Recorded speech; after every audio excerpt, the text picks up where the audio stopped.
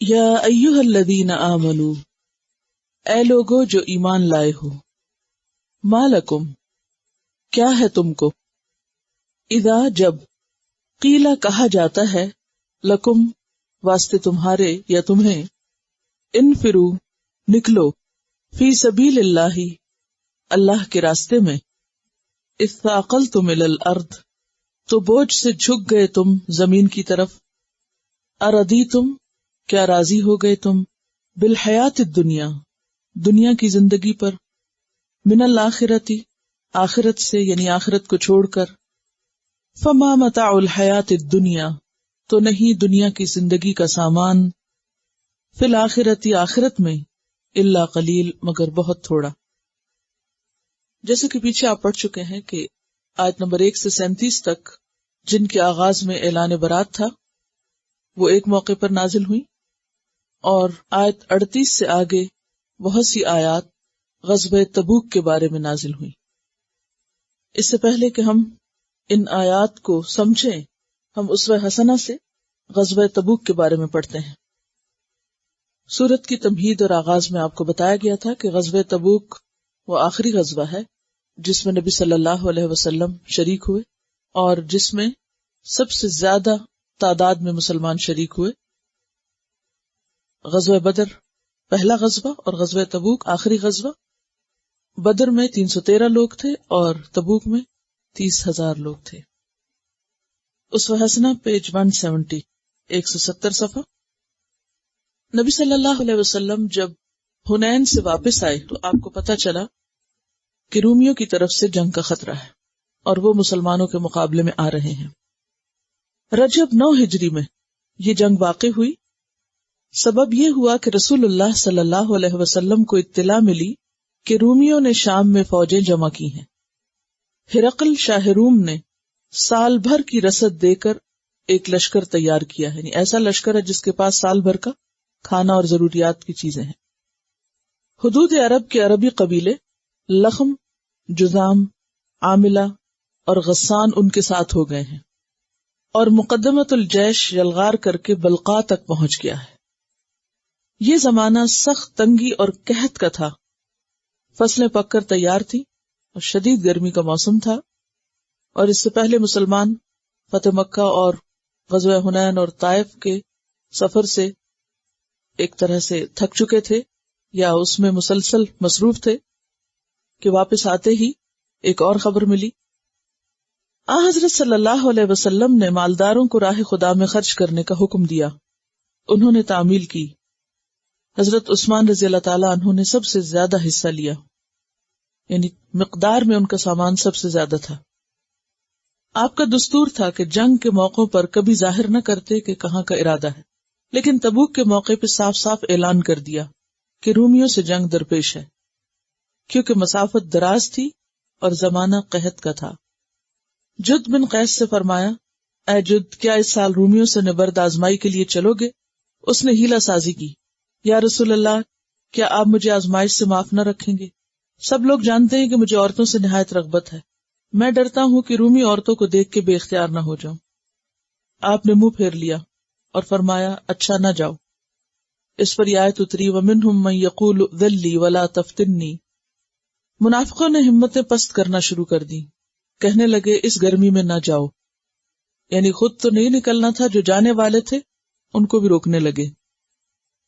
وَقَالُوا لَا تَنْفِرُوا فِي الْحَرِّ قُلْ نَارُ جَهَنَّمَ أَشَدُّ حَرًّا لَوْ كَانُوا يَفْقَهُونَ۔ اس موقع پر اشعریوں نے، ابو موسیٰ اشعری کا قبیلہ، انہوں نے ابو موسیٰ کو بھیجا کہ حضرت صلی اللہ علیہ وسلم سے سواریاں مانگے۔ آپ اس وقت ناراض تھے، غصہ سے فرمانے لگے، واللہ میں تمہیں ہرگز سواری نہ دوں گا، اور پھر میرے پاس سواری ہے بھی نہیں۔ اس کے بعد ہی کچھ اونٹ آ گئے، آپ کا غصہ فرو ہو گیا اور انہیں واپس بلا کر اونٹ عطا کر دیے۔ ساتھ ہی فرمایا، میں نے تمہیں سواری نہیں دی، لیکن وہ خدا ہے جس نے یہ اونٹ بھیج دیے ہیں۔ میں جب قسم کھاؤں گا اور پھر دیکھوں گا کہ اس کے خلاف عمل کرنا بہتر ہے تو قسم توڑ کے کفارہ ادا کر دوں گا۔ اس موقع پر ایک رات عیلہ بن زید نے نماز پڑھی اور رو کر دعا کی، خداوند تو نے جہاد کا حکم دیا، لیکن مجھے اتنا نہیں دیا کہ تیرے رسول کا ساتھ دے سکوں۔ اور نہ اپنے رسول کو اتنا دیا کہ مجھے ساتھ لے جا سکے۔ خداوندہ اگر میں جہاد کے ناقابل ہوں تو میں ہر وہ تکلیف تیری راہ میں معاف کرتا ہوں جو کسی مسلمان کے ہاتھ سے مجھے پہنچی، یعنی میں سب اور لوگوں کے قصور معاف کرتا ہوں، جان کی ہو یا مال کی یا آبرو کی۔ اس کے لیے آتا ہے تصدقت بعرضی، میں نے اپنی عرض یعنی اپنی عزت و آبرو ہر چیز صدقہ کر دی، یعنی سب ایسے لوگوں کو جنہوں نے مجھے کبھی کوئی تکلیف پہنچائی ان کو معاف کر دیا۔ اس پر حضرت صلی اللہ علیہ وسلم نے فرمایا کہ تیری یہ دعا بطور زکوٰۃ مقبول لکھ لی گئی، یعنی ان کے پاس جب مال صدقہ کرنے کو نہیں ہوتا تھا تو کچھ اور صدقہ کرنے کا سوچتے، اور ظاہر ہے کہ لن تنالوا البر حتی تنفقوا مما تحبون، کہ تم نیکی کو پا نہیں سکتے جب تک کہ اپنی پسندیدہ چیز خرچ نہ کرو، اور انسان کے لیے سب سے پسندیدہ چیز خود اس کی اپنی ذات ہے، اور اپنی عزت اور اپنا نام اور اپنی آبرو۔ اسی لیے آپ نے عام طور پر لوگوں کو دیکھا ہوگا کہ اگر کبھی کسی سے تھوڑی سی بات بھی ایسی ہو وہ اپنے خلاف محسوس کرے تو عموماً لوگ فوراً صفائی پیش کرنے لگتے ہیں، فوراً اپنے اوپر سے بات اتارنے لگتے ہیں، فوراً تعویل دلیل، تاکہ ہمارے اوپر کوئی بات نہ آئے۔ تو یہ ایک بہت بڑی بات ہوتی ہے کہ کوئی شخص اپنے اوپر آنے والی باتوں، الزامات اور تکلیفوں ہر چیز کو معاف کر دے اور اس کو درگزر کر دے۔ جب تبوک پہنچے تو ایلا کا سردار حاضر ہوا، صلح کی درخواست پیش کی اور جزیہ ادا کیا۔ آپ نے اسے ایک تحریر لکھ دی جس کا مضمون یہ تھا کہ یہ تحریر یوحنا بن رویا اور اس کی قوم اہل ایلا کے لیے خدا اور خدا کے رسول محمد صلی اللہ علیہ وسلم نبی کی طرف سے امان ہے۔ اہل ایلا اور ان کے ساتھی شامیوں، یمنیوں، اہل بحرین کے لیے خشکی اور تری میں پناہ ہے۔ ان کی کشتیاں اور ان کے قافلے اللہ اور محمد صلی اللہ علیہ وسلم نبی کی پناہ میں ہیں۔ اگر ان کا کوئی آدمی خلاف معاہدہ کوئی کام کرے گا تو اس کا مال اس کی جان کو بچا نہ سکے گا، بلکہ ہر کس و ناقص کے لیے مباح ہوگی۔ ان کے لیے جائز نہیں کہ خشکی یا تری میں کوئی راستہ یا جگہ کام میں آنے سے روکیں۔ حضرت صلی اللہ علیہ وسلم نے تبوک میں ایک عظیم الشان خطبہ دیا اور اس میں آپ نے فرمایا نہیں سب لوگ جنگ کے لیے جمع تھے لیکن آپ ان کی تعلیم و تربیت کا انتظام فرما رہے تھے۔ اما بعد، سب سے سچی بات اللہ کی کتاب ہے، سب سے بڑا سہارا تقوی ہے، سب سے اچھی ملت ملت ابراہیمی ہے، سب سے بہتر سنت سنت محمدی ہے، سب سے اچھی بات ذکر الہی ہے، سب سے عمدہ داستان قرآن ہے، سب سے اچھے کام عزیمت کے کام ہے۔ ایک ہوتے ہیں رخصت کے کام اور ایک ہوتے ہیں عزیمت کے۔ عزیمت یعنی ہمت والے کام، انسان آسان پہلو نہیں بلکہ وہ پہلو اختیار کرے جس میں کچھ فائدہ ہو، یعنی صرف رخصتوں سے فائدہ نہ اٹھائے۔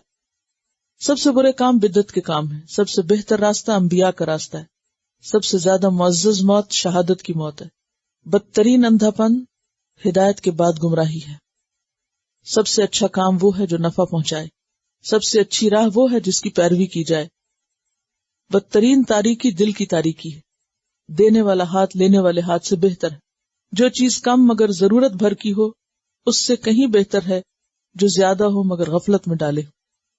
یعنی اگر انسان کے پاس بس اتنا مال ہے کہ جس سے اس کی ضروریات پوری ہو جائیں تو زیادہ اچھا بنسبت زیادہ مال کے جو انسان کو آخرت کی اور رب کی یاد بھلا دے۔ بدترین توبہ موت کے وقت کی توبہ ہے، بدترین ندامت قیامت کے دن کی ندامت ہے۔ بہت لوگ ہیں جو پشت پھیر کے جمعے کا استقبال کرتے ہیں، یعنی اذان ہو رہی ہوتی ہے، نماز کا وقت ہوتا ہے اور وہ مسجدوں سے دور جا رہے ہوتے ہیں۔ بہت لوگ ہیں جو خدا کو کبھی یاد نہیں کرتے۔ سب سے بڑی خطا جھوٹی زبان ہے، سب سے بڑی دولت دل کی دولت ہے، سب سے بہتر توشہ تقویٰ ہے، سب سے بڑی دانائی خشیت الہی ہے، اللہ کا ڈر ہے۔ دل میں راسخ ہونے والی سب سے اچھی چیز یقین ہے، شک کفر کی ایک شاخ ہے، یعنی دین کے معاملے میں اللہ رسول کی بات میں شک کرنا۔ میت پہ نوحہ جاہلیت کی خصلت ہے، مسلمانوں کے مال میں خیانت جہنم کی گرمی ہے، شراب گناہ کا سرچشمہ ہے، بدترین ذریعہ معاش یتیم کے مال کا کھانا ہے۔ خوش نصیب وہ ہے جو دوسروں سے نصیحت حاصل کرے، یعنی کسی اور پہ آنے والی مصیبت کو اپنے لیے عبرت کی چیز سمجھے۔ عمل کا مدار اس کے خاتمے پر ہے، انما الاعمال بخواتیمہا۔ بدترین خواب جھوٹا خواب ہے جو انسان گڑھ کے کسی کو بتائے کہ میں نے یہ دیکھا حالانکہ اس نے دیکھا نہ ہو۔ مسلمان کو گالی دینا فسق ہے، مسلمان کا قتل کفر ہے، غیبت کر کے مسلمان کا گوشت کھانا معصیت ہے، مسلمان کے مال کی حرمت اس کی جان کی حرمت کے برابر، یعنی کسی کی عزت پامال کرنا ایسے ہی جیسے کسی کی جان لینا۔ جو معاف کرتا ہے خدا اسے معاف کرے گا، جو غصہ پیتا ہے خدا سے اجر پائے گا، جو نافرمانی کرتا ہے خدا اسے عذاب میں ڈالے گا۔ اس کے بعد 3 مرتبہ استغفر اللہ کہا اور خطبہ ختم کر دیا۔ تبوک سے واپسی پر بعض منافقوں نے سازش کی کہ راستے میں رسول اللہ صلی اللہ علیہ وسلم کو گھاٹی میں کہیں گرا دیں، مگر اللہ تعالیٰ نے اپنے رسول کو ان کے مکر سے آگاہ کر دیا اور آپ دوسرے راستے سے نکل گئے۔ اسی کے بارے میں آتا ہے وَهَمُّوا بِمَا لَمْ يَنَالُوا۔ اس سازش کا سرغنہ ابو عامر تھا جسے راہب بھی کہتے تھے۔ مسجد زرار بھی اسی کے اشارے سے بنی تھی۔ حضرت ابن عباس کی روایت ہے کہ ابو عامر نے منافقوں سے کہا اپنے لیے ایک الگ مسجد بناؤ، جہاں تک آدمی اور ہتھیار ہو سکے جمع کر لو، میں قیصر روم کے پاس جا کر ایک عظیم لشکر لاؤں گا اور محمد کو ماں ان کے اصحاب کے نکال باہر کروں گا۔ چنانچہ جب مسجد تیار ہو گئی تو یہ منافق نبی صلی اللہ علیہ وسلم کی خدمت میں حاضر ہوئے کہ ہم مسجد بنا چکے، آپ اس میں چل کر نماز پڑھیے تاکہ برکت کا باعث ہو۔ اس وقت اللہ تعالیٰ نے فرمایا لا تقم فیہ ابدا لمسجد اسس علی التقوی من اول یوم احق ان تقوم فیہ۔ مسجد زرار والوں نے یہی درخواست اس وقت بھی کی تھی جب آپ تبوک کے لیے تیاریاں کر رہے تھے۔ چنانچہ کہا یا رسول اللہ، ہم نے بیماروں، حاجت مندوں اور ضرورت کے وقتوں کے لیے ایک مسجد بنانے کا ارادہ کیا، کیا اچھا اگر آپ 2 رکعت پڑھ کر اسے متبرک کر دیں، یعنی افتتاح کر دیں۔ اس وقت آپ نے جواب دیا کہ سفر درپیش ہے، بابر رکاب ہو رہا ہوں، یعنی سواری کے لیے تیار ہوں، عدیم الفرصت ہوں، یعنی فرصت نہیں، عدیم عدم سے یعنی نہیں ہے، واپس آؤں تو یاد دلانا، انشاءاللہ تمہاری مسجد میں نماز پڑھ دوں گا۔ لیکن واپسی پر مدینہ پہنچنے سے پہلے ہی اللہ تعالیٰ نے بذریعہ وحی اس کی حقیقت کھول دی۔ آپ نے مالک بن دخشم اور مان بن عدی الجلانی کو بھیجا کہ اس مسجد کو جا کے گرا دو اور جلا دو۔ انہوں نے ایسا ہی کیا اور مسجد والے ادھر ادھر چل دیے۔ اسی کے بارے میں پھر آپ پڑھیں گے والذین اتخذوا مسجدا ضرارا وکفرا وتفریقا بین المؤمنین وارصادا لمن حارب اللہ ورسولہ من قبل ولیحلفن ان اردنا الا الحسنى واللہ یشہد انہم لکاذبون۔ تبوک سے رسول اللہ صلی اللہ علیہ وسلم کامیاب واپس لوٹے۔ سفر لمبا تھا، خطرے بے شمار تھے۔ چنانچہ جب مدینہ کے قریب پہنچے اور شہر میں خوشخبری پہنچی تو لوگوں کی مسرت بے اندازہ تھی۔ ہر قسم کے آدمی، مرد، عورتیں، بوڑھے، بچے، لڑکیاں، لڑکے سب استقبال کے لیے باہر نکل آئے۔ مدینہ کی لڑکیوں نے نشار کے شور میں رسول اللہ صلی اللہ علیہ وسلم کا استقبال کیا۔ طلع البدر علینا من ثنیات الوداع وجب الشکر علینا ما دعا للہ داعی۔ مدینہ میں آپ کا داخلہ ماہ رمضان میں ہوا۔ سب سے پہلے مسجد میں تشریف لائے، 2 رکعت نماز ادا کی، پھر لوگوں سے ملنے جلنے بیٹھ گئے۔ جو لوگ اس مہم میں ساتھ نہیں گئے تھے آ کر معذرت کرنے لگے، قسمیں کھانے لگے۔ آپ نے سب کے عذر قبول کر لیے، کسی کو بھی اسلام سے خارج نہ کیا، لوگوں کے ظاہر پر معاملہ کیا، دلوں کا معاملہ علام الغیوب کے حوالے کر دیا۔ ان لوگوں کی تعداد 80 سے کچھ زیادہ تھی کہ جو منافق تھے اور نہ نکلے۔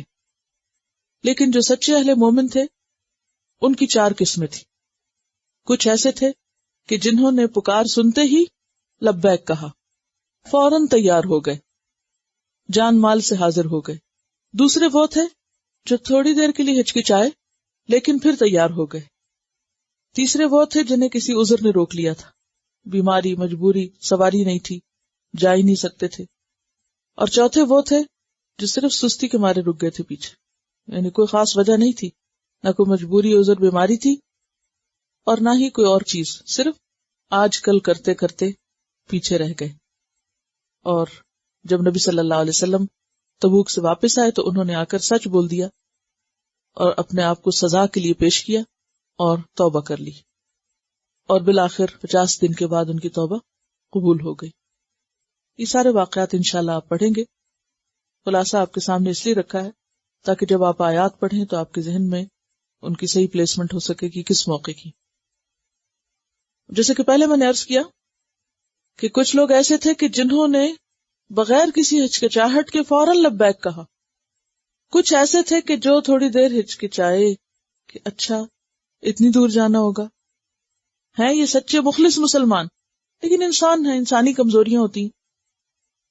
انہی کے بارے میں یہ آیت ہے، یا ایھا الذین آمنوا، اے لوگو جو ایمان لائے ہو، ما لکم، کیا ہے تم کو، کیا ہوا تمہیں؟ اذا قیل لکم، جب تم سے کہا گیا، انفروا فی سبیل اللہ، اللہ کے راستے میں نکلو۔ انفروا کا لفظ جو ہے نفر سے ہے، نون فیرے اس کا روٹ ہے۔ نفر کا معنی ہوتا ہے منتشر ہونا، نکلنا، کوچ کرنا، اور نفر الا کا مطلب ہوتا ہے کسی چیز کی طرف دوڑ کے جانا، شوق سے جانا، اور نفر عن کا مطلب ہوتا ہے کسی چیز کی طرف جانے سے رک جانا۔ تو یہاں کیا ہے؟ انفروا فی، یعنی کسی خاص مقصد کے لیے نکلنا۔ انفروا فی سبیل اللہ، اللہ کے راستے میں نکلو، کوچ کرو۔ اور نکلو سے مراد یہاں یعنی جنگ کے لیے نکلو۔ اور کون سی جنگ؟ جنگ تبوک کے لیے۔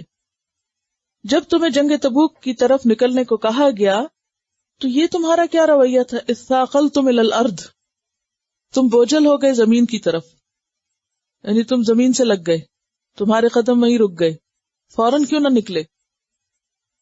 اثاقلتم کا روٹ فے قاف لام ہے، ثقل، ثقل بوجھ کو کہتے ہیں، اور تثاقل کہتے ہیں کسی چیز کے بوجھ کو محسوس کرنا۔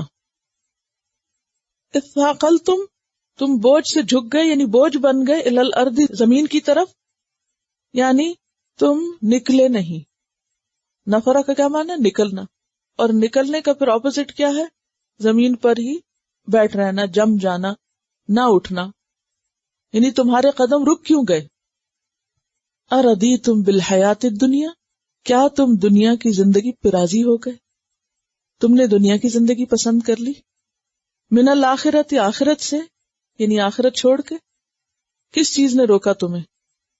فما متاع الحیات الدنیا، تو نہیں دنیا کی زندگی کا سامان، دنیا کی لذتیں، فی الآخرت، آخرت میں، الا قلیل، مگر بہت تھوڑی، حقیر۔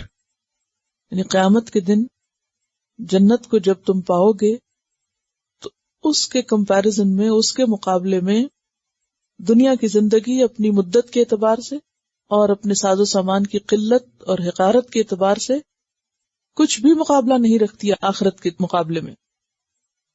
اور یہ ایک بہت بڑی حقیقت ہے، لیکن جتنی بڑی یہ حقیقت ہے اتنا ہی اس کو کم لوگ سمجھتے ہیں۔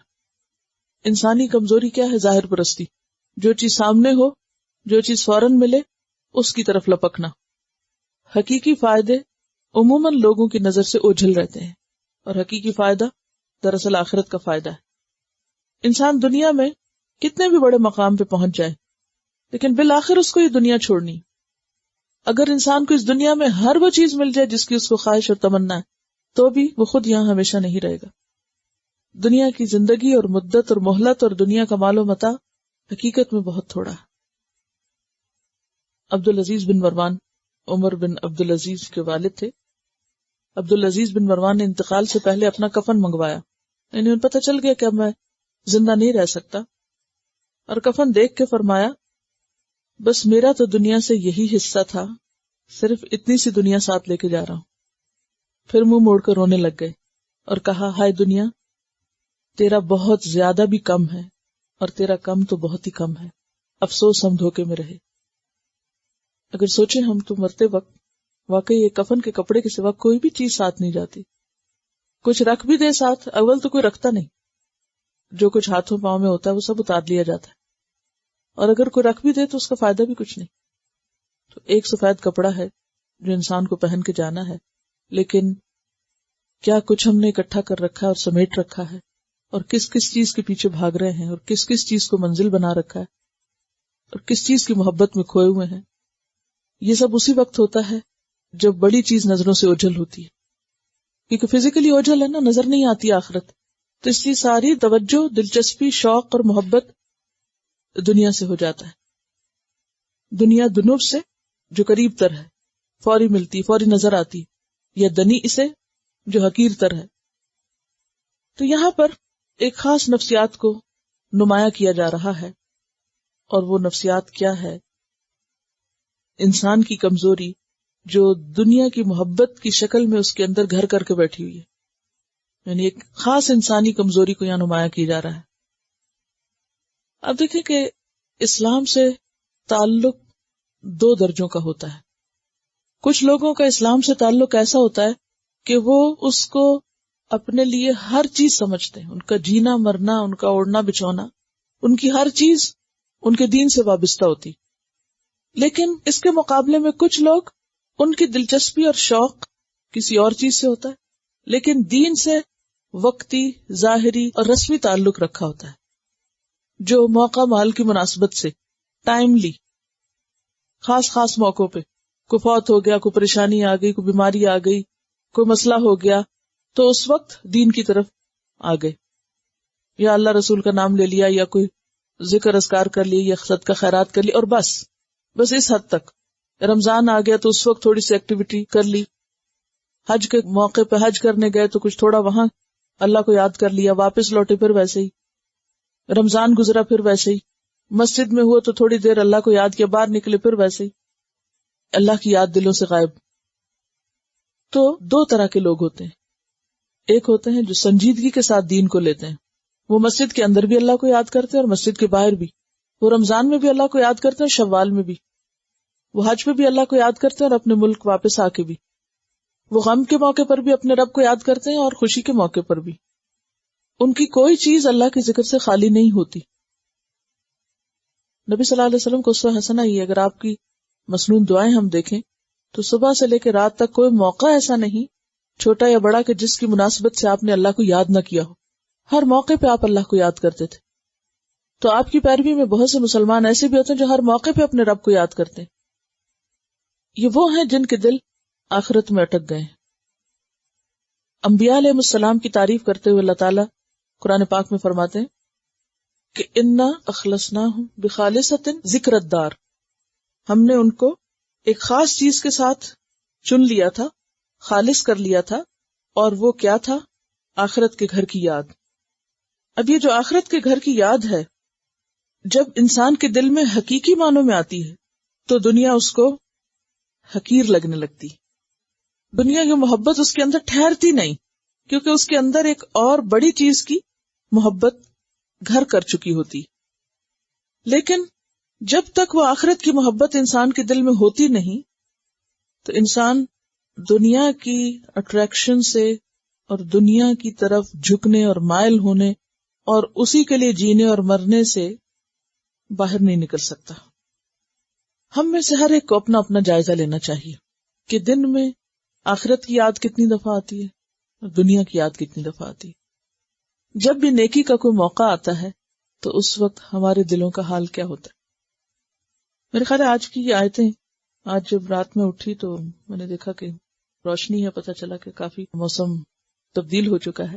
تو کھڑکی سے باہر جھانک کے پہلا خیال، کہ ہر چیز سفید ہو چکی تھی، تو پہلا خیال میرے دل میں یہ آیا کہ آج کلاس ہو سکے گی یا نہیں، آج لوگ کیسے پہنچیں گے. پھر مجھے یہ خیال آیا کہ جن کے دل میں جذبہ ہوگا وہ ہر حال میں پہنچیں گے انشاءاللہ، وہ ہلکے ہوں یا بوجھل، وہ پہنچیں گے. الا یہ کہ باقی حقیقی عذر اور مجبوری، جیسے میں نے 4 قسم کے لوگ بتائے نا، اس وقت بھی مدینہ میں 4 طرح کے لوگ تھے. ایک وہ جو ہر حال میں تیار ہے، کچھ بھی ہو جائے. دوسرے وہ جو تھوڑی دیر کے لیے دل میں خوف آیا اور پھر نکل گیا، آس پاس دیکھ کے ہاں ٹھیک ہے، میرے خیال ہے کچھ کلیئر ہو ہی رہا ہے، جا سکتے ہیں آج. تیسرے وہ جو حقیقی مجبور ہیں، چلنے کی مجبوری ہے، گاڑی نہیں ہے، یا کوئی بیماری ہے، یا کوئی اور حقیقی تکلیف ہے، وہ بھی وہاں مدینہ میں موجود تھے. یہ دونوں طرح کا ذکر آپ نے پڑھا. چوتھے وہ جنہیں کوئی چیز نہیں روکتی سوائے سستی کے، تو اندر کی کمزوری اور کچھ بھی نہیں. تو جس دل کے اندر آخرت کی محبت جڑ پکڑ جائے، پھر وہ ایک ایسی چنگاری ہوتی ہے اور ایسا جذبہ ہوتا ہے، اس کے اندر ایک ایسی چیز پیدا ہو جاتی ہے کہ جو اس کو چین سے بیٹھنے نہیں دیتی، اور مشکل سے مشکل حالات اور تکلیف دہ سے تکلیف دہ صورتحال اس کے لیے آسان ہو جاتی. ہمیں سے ہر ایک کو اپنا مقام تلاش کرنا چاہیے، اور یہ جو ہمارے راستے کی رکاوٹیں ہیں تھوڑی بہت، یہ تو اس کے مقابلے میں کچھ بھی نہیں. اس وقت فصلیں پک کے تیار تھیں، اور اگر وہ اس وقت کٹائی نہ ہوتی تو وہ خراب ہو جاتی. پہلے ہی قحط تھا، کھانے کو نہیں تھا، پھر آئندہ کے لیے کچھ نہ ہو تو انسان کا حال کیا ہو. ہم سب الحمدللہ اٹھتے ہیں، گھروں میں سب کچھ موجود ہوتا ہے، کوئی بھوک نہیں، کوئی فکر نہیں، کوئی پریشانی نہیں کہ آج کیا کھائیں گے. پھر اس کے بعد نکلنے کے لیے سواریاں موجود ہیں. وہاں کیا حال تھا کہ سواریاں نہیں تھی. پھر یہ کہ فاصلے اتنے کوئی نہیں ہیں. وہاں حال یہ ہے کہ تقریباً 700 کلومیٹر تھا مدینہ سے، اور اونٹوں کے اوپر، جو سر کے اوپر دھوپ پڑ رہی ہو. اور پھر اونٹ کی سواری کبھی آپ نے اگر کی ہو، صرف 15 منٹ اونٹ پہ بیٹھ کے مجھے بتائیں آپ. کبھی لوگ شوقے بھی بیٹھ جاتے ہیں نا، کراچی کے جو لوگ ہیں وہ کلفٹن پہ کبھی نہ کبھی بیٹھے ہی ہوں گے. چڑھ تو بیٹھتا ہے انسان، پھر کہتا ہے کہ ابھی اتر جاؤں. یعنی تھوڑی دیر بھی مشکل لگتا ہے نا، کیونکہ چڑھنا بھی خطرناک ہے اور اترنا اس سے خطرناک ہے. جوڑ جوڑ ہل جاتا ہے. وہ جتنا آگے پیچھے ہو کے چلتا ہے ایک پل بھر چین نہیں ہوتا. آپ تو ایسی گاڑیوں میں سوار ہوتے ہیں کہ جن کے، اور سڑکیں ایسی ہیں کہ جن میں اوپر نیچے ہونے کا بھی کوئی مسئلہ نہیں. تو ایسے میں آپ دیکھیے کہ یہ وہ لوگ تھے کہ جنہیں پکارا گیا تو فوراً نکل آئے. اور کچھ ایسے تھے جو سوچنے لگ گئے اچھا وہ فلاں چیز کا کیا ہوگا، فلاں کا کیا ہوگا. ان کو ابھارا گیا، اردیتم بالحیات الدنیا، دنیا کی زندگی کے سامان، آخرت کو چھوڑ کے. یہ سفر آخرت کے لیے، تمہاری آخرت بنانے کے لیے، اور اس کے مقابلے میں تم دنیا کے کام اور دنیا کے سامان اور دنیا کی زندگی کی رونق وہ تمہیں پکڑ رہی ہے. یاد رکھو فما متاع الحیات الدنیا فی الآخرۃ الا قلیل. آخرت کے مقابلے میں دنیا کا یہ سارا سامان بہت ہی تھوڑا نکلے گا. میں نے صبح 5 بجے کھڑکی کو، بار بار مجھے اچھا لگتا ہے سنو کو دیکھنا، رات کو بھی تو پتہ نہیں کتنی دفعہ میں نے اس کو دیکھا. تو میں کھڑکی سے جھانک کے دیکھا تو بالکل ہمارے ساتھ والے ہمسایوں نے اپنا گراج کا رستہ اور پوری گاڑی صاف کی تھی، اور یہ 5 o'clock in the morning. تو میں نے کہا کہ اگر یہ 5 بجے سویرے اپنی گاڑی باہر صاف کر سکتے ہیں کام پہ جانے کے لیے، دنیا کے لیے، تو ہمارے دل میں خیال بھی کیوں آئے کہ ہم اللہ کے راستے میں نہیں نکل سکتے. بات ساری شوق اور جذبے کی ہے. جب جذبہ ہوتا ہے تو انسان کو ساری تکلیفیں بھول جاتی ہیں. جب کچھ پانے کا خیال ہوتا ہے نا، لیکن جو کچھ اللہ کے راستے میں کوشش کرنے سے ملتا ہے وہ دنیا میں نظر نہیں آتا، اس لیے ہمارے جذبے مان پڑ جاتے ہیں. پھر فرمایا الا تنفروا، اگر تم نہ نکلو گے. اور نفر نفور پھر وہی کوچ کرنا، نکلنا. یعذبکم عذابا علیما، وہ عذاب دے گا تم کو عذاب دردناک. چونکہ جنگ تبوک میں سب کا نکلنا فرض تھا، فرض عین تھا اس موقع پہ جہاد. جب نفیر عام ہو جائے اور جہاد فرض ہو جائے، یعنی سب کے لیے کال ہو، تو پھر اگر کوئی نہ نکلے تو اس کے لیے سخت سزا کی وارننگ ہے. الا یہ کہ جہاد فرض کفایہ ہو اور لوگ موجود ہیں، انتظام ہو سکتا ہے، اگر کچھ لوگ نہ بھی نکلے یا ان کا کوئی اور کام ہے تو قابل معافی ہے. لیکن یہاں پر کیا کہا گیا کہ اگر تم نہیں نکلو گے نبی صلی اللہ علیہ وسلم کے ساتھ اس جہاد کے لیے، غزوہ تبوک کے لیے، یعذبکم عذابا علیما، وہ عذاب دے گا تم کو دردناک عذاب. ویستبدل قوما غیرکم، اور وہ بدل دے گا ایک قوم کو تمہارے سوا، تمہیں ہٹا کے کسی اور کو اس جگہ لے آئے گا جو اس دین کی خدمت کرے گا. ولا تضروہ شیئا، اور نہ تم نقصان دے سکو گے اس کو کچھ بھی. یعنی اللہ رسول کو چھوڑ کے تم اللہ رسول کو نقصان نہیں پہنچا سکتے، ان کا کچھ بھی نہیں بگاڑ سکتے. واللہ علی کل شیء قدیر، اور اللہ ہر چیز پر قدرت رکھنے والا ہے.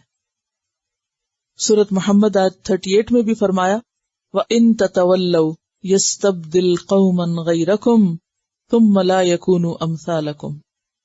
اگر تم منہ پھیر گئے، اگر تم نہ نکلے تو بدل دے گا کسی اور قوم کو تمہاری جگہ، بدل کے کسی اور کو لے آئے گا. غیرکم، تمہارے سوا، پھر وہ تم جیسے نہ ہوں گے، نکمے اور سست. پھر وہ اللہ کے راستے میں نکلنے والے ہوں گے. تو بات یہ ہے کہ دین کی ضروریات 2 طرح کی ہوتی ہیں. ایک وہ حالات ہوتے ہیں کہ جب دین کی خدمت کرنے والے بہت سے لوگ موجود ہوتے ہیں، اگر ایک نہ کرے تو دوسرا ہے، دوسرا نہ کرے تو تیسرا ہے. لیکن بعض مواقع اور بعض حالات ایسے ہوتے ہیں کہ اس میں ایک ایک فرد قیمتی ہوتا ہے، اگر ایک بھی پیچھے رہ جائے تو نقصان ہوتا ہے. اس موقع پر جب کہ یہ معلوم ہو کہ آپ کا نکلنا ضروری ہے کیونکہ کوئی اور آپ کی جگہ نہیں لے سکتا، تو ایسے میں گھر بیٹھ رہنا اور سستی کرنا دراصل اللہ کو ناراض کرنا ہے۔ اور انسان ہمیشہ یہ بات یاد رکھے کہ اللہ کا دین میرا محتاج نہیں ہے، اسے میری ضرورت نہیں ہے، میں نہیں یہ کام کروں گی کوئی اور کر لے گا، تو پھر انعام کس کے حصے میں ہوگا؟ کام کرنے والوں کے، سستی کرنے والوں اور بیٹھ رہنے والوں کے حصے میں نہیں۔ اب آپ دیکھیں کہ یہ کس سے کہا جا رہا ہے؟ یا ایھا الذین آمنوا کہہ کے خطاب ہے، کتنی سخت بات ہے جو اس آیت میں کہی گئی۔ الا تنفروا، اے ایمان والو اگر تم نہیں نکلو گے، یعذبکم عذابا الیما، ہم سمجھتے ہم ایمان لے آئے ہیں اور اس کے بعد ہم جیسے چاہیں مرضی سے جیئیں اور جنت کے دروازے ہمارے لیے کھلیں، نہیں، محنت اور کوشش اور تکلیف دہ حالات میں۔ چونکہ غزوہ تبوک آخری غزوہ تھا اور نبی صلی اللہ علیہ وسلم کی اب دنیا سے رخصتی اور روانگی کا وقت بھی قریب تھا، تو اس آخری موقع پر سب کا ایک بڑا ٹیسٹ لے لیا گیا، جس میں منافقین اور سچے مومنین کو الگ الگ کر دیا گیا۔ تو بات یہ ہے، دین کی خدمت کے لیے جب افراد کی ضرورت ہو تو ایسے موقع پر انسان کو سستی نہیں کرنی چاہیے۔ بعض مواقع ایسے ہوتے ہیں کہ جن میں کی ہوئی سستی نسلوں پر اثر انداز ہو جاتی ہے۔ اب دیکھیے کہ مسلمانوں پر جو زوال آیا ہے وہ آج کی کسی کمزوری کی وجہ سے نہیں، اس کے تانتے بہت پیچھے جا کے ملتے ہیں۔ یہ پچھلی نسلوں کا وبال ہے جو آج ہم بھگت رہے ہیں۔ اگر ہر جنریشن اپنی ذمہ داری پوری کرے کہ میں مسلمان ہوں، صرف میرے مسلمان بننا کافی نہیں، مجھے اپنے بچوں کے اسلام کی بھی فکر ہونی چاہیے، مجھے دائیں بائیں آگے پیچھے اور مسلمانوں کی بھی فکر ہونی چاہیے، تو جب تک اس سوچ کے ساتھ نہ جئیں تو نتیجہ کیا ہوگا؟ غفلت ایک جنریشن سے اگلی اور اگلی سے اگلی میں جا کے تو لوگ اپنے نام بھی بھول جائیں گے کہ ہم کو مسلمان تھے، مسلمان گھرانوں کے لوگ تھے۔ تو ہر ایک کو اپنی ذمہ داری اور اپنا فرض پورا کرنے کی ضرورت ہے، ورنہ اللہ کو ایسے زبانی کلامی ایمان کی ضرورت نہیں۔ پھر فرمائے الا تنصروہ، اگر تم نہیں مدد کرو گے اس کی، کس کی؟ نبی صلی اللہ علیہ وسلم، یعنی ساتھ نہ دو گے تو یہ مت سمجھو کہ کام رک جائے گا اور دین مکمل نہ ہوگا۔ فقد نصرہ اللہ، پس تحقیق مدد کی تھی اس کی اللہ نے، اذ اخرجہ الذین کفروا، جب نکال دیا تھا اس کو ان لوگوں نے جنہوں نے کفر کیا۔ اشارہ ہے اہل مکہ کی طرف اور آپ کے واقع ہجرت کی طرف، کہ جب کافروں نے اس کو مکہ سے نکال دیا تھا۔ یہ کب کی بات ہے؟ سورۃ انفال آیت 30 میں بھی آپ پڑھ چکے ہیں، وَإِذْ يَمْكُرُ بِكَ الَّذِينَ كَفَرُوا لِيُثْبِتُوكَ أَوْ يَقْتُلُوكَ أَوْ يُخْرِجُوكَ وَيَمْكُرُونَ وَيَمْكُرُ اللَّهُ وَاللَّهُ خَيْرُ الْمَاكِرِينَ۔ ثانی اثنین، ثانی دوسرا، اثنین دو، ثانی اثنین دوسرا تھا دو کا، یعنی اس سفر میں دو لوگ تھے، اور وہ دو کون تھے؟ حضرت ابوبکر اور نبی صلی اللہ علیہ وسلم۔ اللہ نے اس کی مدد اس وقت کی تھی جب وہ صرف دو تھے، اس وقت بھی اللہ نے ان کو بچایا۔ ہجرت کے سفر میں جب وہ نکلے تھے وہ صرف دو تھے، اور اگر تم سب یہاں اس جنگ میں نہیں نکلو گے تو جو بھی نکلے گا اللہ ان کے ذریعے بھی فتح دے دے گا۔ جیسے اس موقع پہ مدد کی تھی آج بھی وہ مدد کرے گا۔ اذ ہما فی الغار، جب وہ دونوں غار میں تھے، جبل سور کی طرف اشارہ ہے جو مکہ سے 3 میل دور ہے۔ اس میں ایک غار تھا، اور کہتے ہیں کہ غار کا منہ اتنا تنگ تھا کہ ایک وقت میں ایک آدمی سینے کے بل ہی گھس سکتا تھا، یعنی نیچے ہو کے سمٹ کے۔ اور 1299 ہجری میں شریف مکہ کے حکم سے اس کو کشادہ کیا گیا، اب اس غار میں آرام سے اندر انسان جا سکتا ہے۔ اذ ہما فی الغار، جب وہ دونوں غار میں تھے، یعنی رسول اللہ صلی اللہ علیہ وسلم اور ابو بکر۔ اذ یقول، جب وہ کہہ رہا تھا، کون؟ نبی صلی اللہ علیہ وسلم، لصاحبہ، اپنے ساتھی سے، اپنے دوست سے، یعنی ابو بکر رضی اللہ تعالیٰ عنہ سے۔ اور آپ سب جانتے ہیں کہ ابو بکر رضی اللہ تعالیٰ عنہ آپ صلی اللہ علیہ وسلم کے بچپن کے ساتھی تھے، نبوت سے پہلے بھی، مردوں میں سب سے پہلے اسلام لائے تھے، معراج کے موقع پہ سب سے پہلے آپ کی تصدیق کی، اور غار ثور میں آپ کے ساتھ تھے ہجرت کے سفر پر۔ ہجرت کے سفر کا واقعہ بخاری میں بہت تفصیل کے ساتھ آتا ہے کہ کس طرح یہ سب آغاز ہوا۔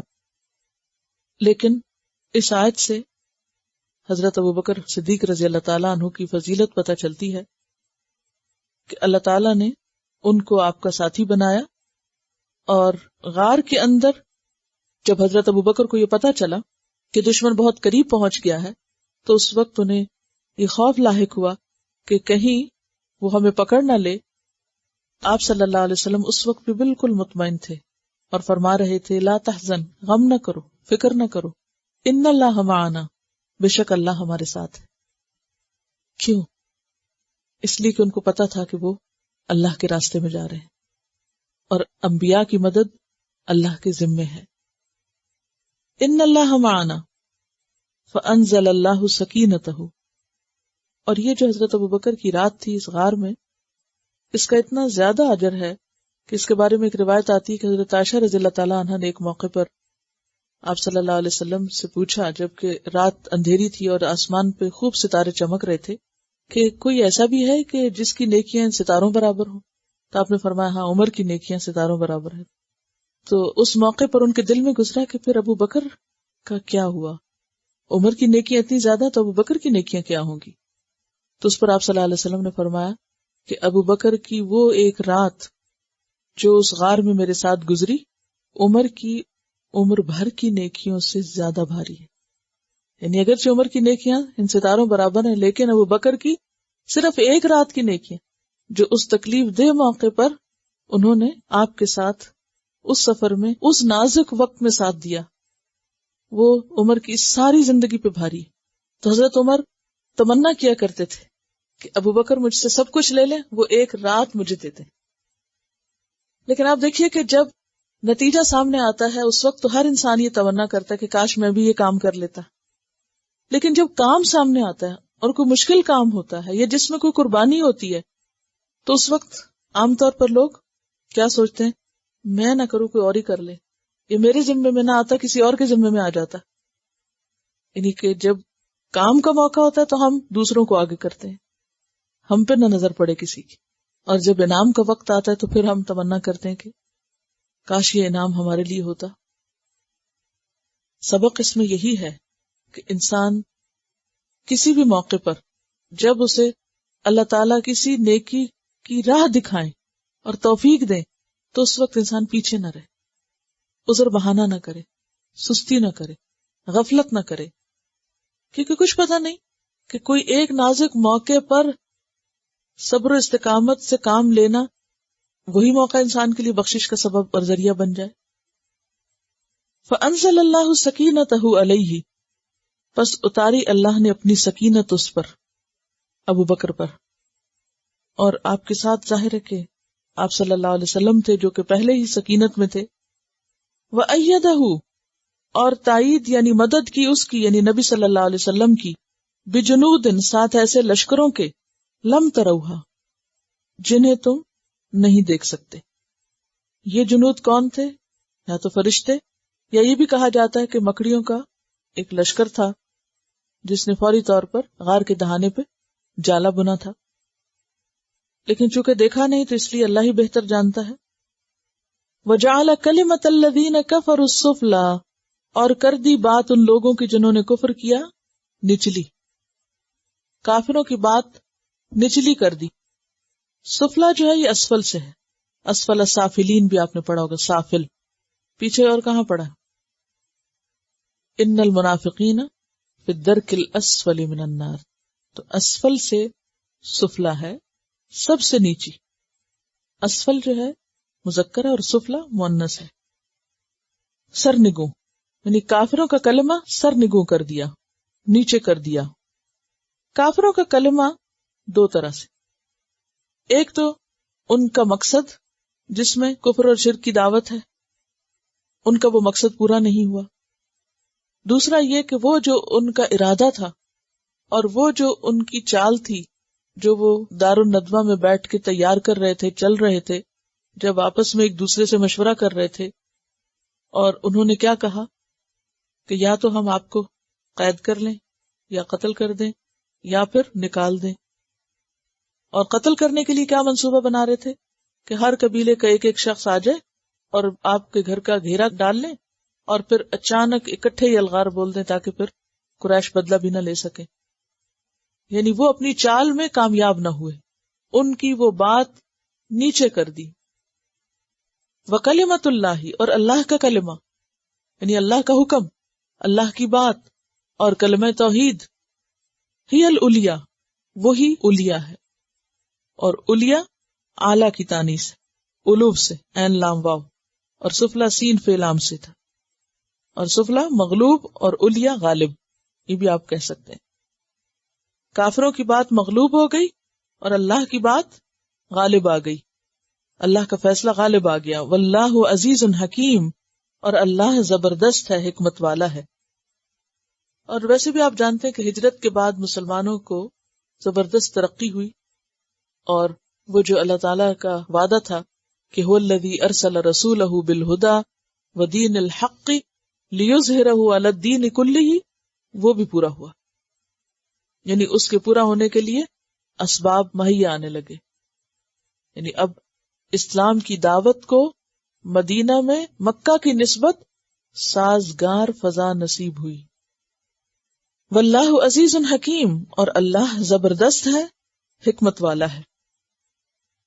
حضرت ابو بکر صدیق رضی اللہ تعالیٰ عنہ کے حالات اگرچہ حیات صحابہ کی کتاب میں نہیں ہے، اگر آپ کے پاس کوئی اور کتاب ہو تو اس سے پڑھ لیجیے، ورنہ یاسمین خاکوانی کا لیکچر ہے مسلم ہیروز کے نام سے حضرت ابو بکر صدیق پہ، بہت ہی اچھا لیکچر ہے، تو وہ انٹرنیٹ پہ اویلیبل ہے، تو وہ آپ ضرور سن لیجیے تاکہ حضرت ابو بکر رضی اللہ تعالیٰ عنہ جن کو یہاں پر آپ کا ساتھی قرار دیا گیا اور ہجرت کے سفر میں کس طرح انہوں نے آپ کی مدد کی، اس کو اگر آپ سنیں تو انشاءاللہ مزید بات واضح ہوگی.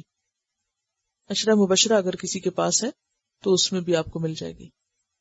اسی لیے میں نے آپ کو ریکمینڈ کیا کہ لیکچر سن لیں. لیکچر جو ہوتا ہے وہ مختلف کتابوں سے نکال کے تیار کر کے اور اس کو 1.5 گھنٹے کے اندر ایک ہی موقع پر آپ کو اکٹھے مل جاتی ہیں تو وہ زیادہ بہتر رہتا ہے. آپ صلی اللہ علیہ وسلم کی ہجرت کس طرح ہوئی؟ بخاری سے کچھ تھوڑے سے اقتباس ہیں. سید عائشہ رضی اللہ تعالیٰ عنہ فرماتی ہیں، ایک دن ٹھیک دوپہر کو ہم اپنے گھر بیٹھے تھے، کسی نے کہا دیکھو رسول اکرم صلی اللہ علیہ وسلم اپنا منہ چھپائے ہمارے ہاں آ رہے ہیں، کیونکہ حالات بہت ہی خطرناک صورتحال اختیار کر گئے تھے. ابو بکر کہنے لگے آپ جو اس وقت تشریف لائے ہیں ضرور کوئی اہم معاملہ ہے. اتنے میں آپ آ پہنچے، اندر آنے کی اجازت چاہی، اجازت دی گئی، وہ اندر داخل ہوئے تو ابو بکر سے کہا دوسروں کو یہاں سے نکال دو، مجھے کچھ بات کرنی. حضرت ابو بکر نے کہا یا رسول اللہ صلی اللہ علیہ وسلم یہاں آپ کے گھر کے لوگ ہی تو ہیں، یعنی سب گھر والے ہی ہیں. پھر آپ نے فرمایا مجھے ہجرت کی اجازت مل گئی ہے. ابو بکر کہنے لگے مجھے بھی ساتھ لے جائیں گے نا؟ آپ نے فرمایا ہاں. ابو بکر نے فرمایا ان دونوں اونٹنیوں میں سے ایک آپ لے لیجئے. آپ نے فرمایا قیمتاً لوں گا. چنانچہ میں نے جلدی سے ان دونوں کا سامان تیار کیا حضرت عائشہ نے. اور ایک اور روایت میں آتا ہے کہ حضرت ابو بکر کو جب آپ نے اجازت دی کہ تم میرے ساتھ چلو گے تو ان کی آنکھوں میں خوشی سے آنسو آ گئے. حضرت عائشہ فرماتی ہیں کہ مجھے پہلی دفعہ پتا چلا کہ خوشی سے بھی کوئی اتنا رو سکتا ہے، یعنی خوشی سے بھی آنسو آ سکتے ہیں. اب آپ دیکھیے کہ عام لوگوں کا حال کیا ہوتا ہے کہ کسی خطرناک سفر میں جانا ہو تو آئیں بائیں شائیں کریں، لیکن وہ دل و جان سے تیار ہیں. تو حضرت عائشہ نے جلدی سے دونوں کا سامان تیار کیا، توشہ ایک چمڑے کے تھیلے میں رکھا. اسماء بنت ابی بکر نے اپنا کمر بند پھاڑ کر تھیلے کا منہ باندھا. اسی دن سے ان کا نام ذن نطاقین پڑ گیا، یعنی اپنے وہ جو بیلٹ تھی اس کو پھاڑ کے 2 حصوں میں کر دیا، یعنی ایک کے 2 کر دیے تو نطاقین، نطاق اس کو بولتے ہیں نا، تو نطاقین ہو گیا تسنیہ. پھر آپ اور حضرت ابو بکر سور پہاڑ کی غار میں چلے گئے، 3 راتیں وہیں چھپے رہے.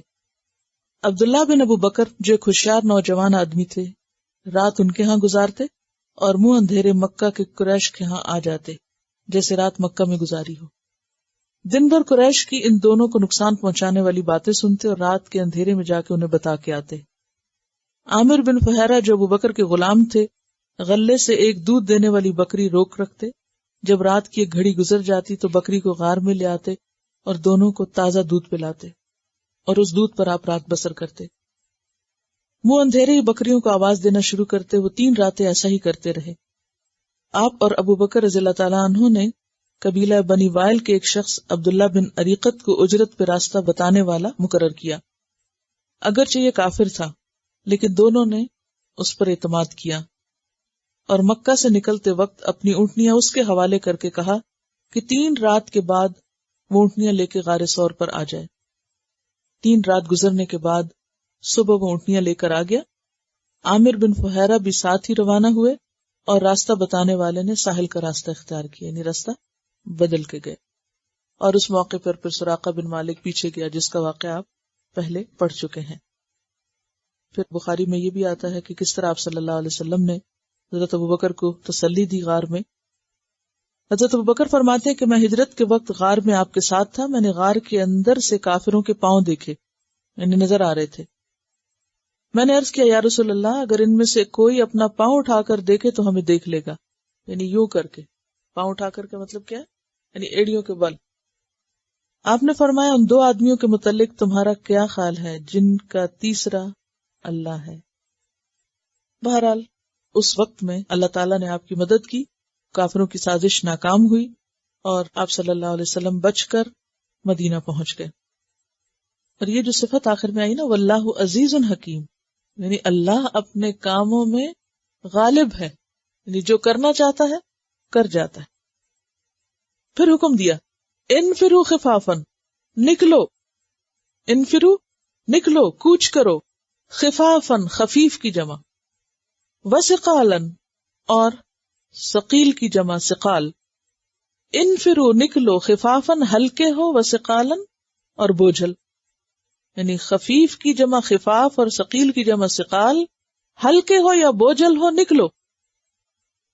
تو خفیف کا مطلب پھر کیا ہوا، یعنی جس کے پاس غربت کی وجہ سے، تنگی کی وجہ سے کچھ سامان نہ ہو، مال و متاع نہ ہو، اور خاص طور پر سامان جنگ نہ ہو، یعنی تمہارے پاس کچھ نہیں تب بھی نکلو، اور اگر زیادہ ہے اور اسلحے سے لدے ہوئے ہو اور قدم نہیں اٹھائے جا رہے تو بھی نکلو، دونوں صورتوں میں نکلو۔ کیا سمجھ میں آئی خفیف اور ثقیل کی؟ خفیف وہ جس کے پاس سامان، یعنی سامان سے مراد کون سا سامان ہے؟ اسلحہ۔ اسلحہ نہیں ہے تو جب اسلحہ نہیں تو اٹھانا بھی نہیں پڑ رہا تو وہ ہلکا ہے۔ اور ثقیل وہ ہے جو پوری طرح اسلحے سے لیس ہے، اب وہ جب چلے گا تو اس کے اوپر اسلحہ بھی لدا ہوا تو وہ بوجھل ہے۔ وہ پہلے کا نکلنا بھی مشکل ہے، کیوں؟ خفیف کا نکلنا کیوں مشکل ہے کہ اسلحے کے بغیر کیا کرے، اور ثقیل کا نکلنا کیوں مشکل ہے کہ بوجھ پہ بوجھ لدا ہوا ہے۔ تو اس لیے دونوں حالتوں میں نکلو۔ اور پھر اس کو سمبولیکلی بھی لیا گیا کہ ہلکے ہو یا بوجھل، یعنی چست ہو یا سست۔ جب چست ہوتا ہے، انسان ایکٹیو ہوتا ہے تو کیا ہوتا ہے؟ لائٹ فیل کرتا ہے نا۔ اور اگر سستی ہو تو اپنا ہی جسم، اگر آپ نہ سوئیں 2 دن تو کیا ہوگا؟ اپنا جسم بھی بھاری لگے گا۔ تو اس صورت میں یہ ہے کہ خواہ تم جسمانی طور پر بہت ایکٹیو ہو یا پھر تم سست ہو۔ اسی طرح جب انسان جوان ہوتا ہے تو اس کا چلنا پھرنا آسان ہوتا ہے، ایکٹیو ہوتا ہے۔ جب بوڑھا ہو جاتا ہے تو مشکل ہو جاتا ہے۔ تو کیا مانا ہوا؟ جوان ہو یا بوڑھے ہو۔ پھر اسی طرح اگر انسان سواری پر ہو تو اس کا نکلنا ہلکا ہوتا ہے، آسان ہوتا ہے، اور اگر پیدل ہو تو مشکل ہوتا ہے۔ تو مانا کیا ہوا؟ خواہ سوار ہو یا پیدل نکلو۔ پھر اسی طرح اگر آپ فارغ ہیں تو نکلنا آسان ہے۔ جیسے آپ کے پاس کوئی کام نہ اور کوئی آپ کو فون کرے میں آ رہی ہوں، چلو میرے ساتھ فلاں جگہ چلیں، تو آپ کیا کہتے ہیں؟ ہاں کوئی مسئلہ نہیں، میں ریڈی ہوں، فوراً نکل جائے۔ اور اگر آپ کا بہت سا کام رہتا ہو تو خواہ آپ کا دل چاہ بھی رہا ہو تو کیا ہوتا ہے؟ آپ بوجھل ہو جاتے ہیں، نہیں ابھی نہیں۔ تو وہ کیا بوجھ ہوتا ہے جو آپ کے اوپر ہوتا ہے؟ کاموں کا بوجھ ہوتا ہے۔ تو نہیں، بوجھل سے مراد صرف کسی خاص چیز کا وزن نہیں ہے بلکہ کاموں کا بوجھ، یعنی خواہ تمہاری فصلیں کاٹنے والی ہیں اور تمہارے گھروں میں بہت سے کام ہیں تب بھی نکلو۔ کیونکہ عام حالات میں جب ہمیں کوئی دین کا کام کرنا ہوتا ہے یا دین کے لیے نکلنا ہوتا ہے تو ہم اسے یہ سمجھ کے چھوڑ دیتے ہیں کہ ابھی میں مصروف ہوں، ابھی بہت کام ہے، جب میں فارغ ہو جاؤں گی تو پھر نکلوں گی۔ نہیں، کام ہے تب بھی نکلو اور نہیں ہے تب بھی نکلو۔ پھر اسی طرح جب انسان تندرست ہوتا ہے تو وہ آسانی سے نکل سکتا ہے، اور اگر بیمار ہو تو اپنا آپ بھی بہت بوجھل لگتا ہے، ہاتھ اٹھانا بھی بوجھ لگتا ہے۔ تو بھی یہ ہے کہ اگر تمہاری طبیعت اچھی نہیں تو بھی نکلو، اور اچھی ہے تو بھی نکلو۔ پھر اسی طرح آپ دیکھیں کہ جس بندے کی شادی نہیں ہوتی تو وہ کیا ہوتا ہے؟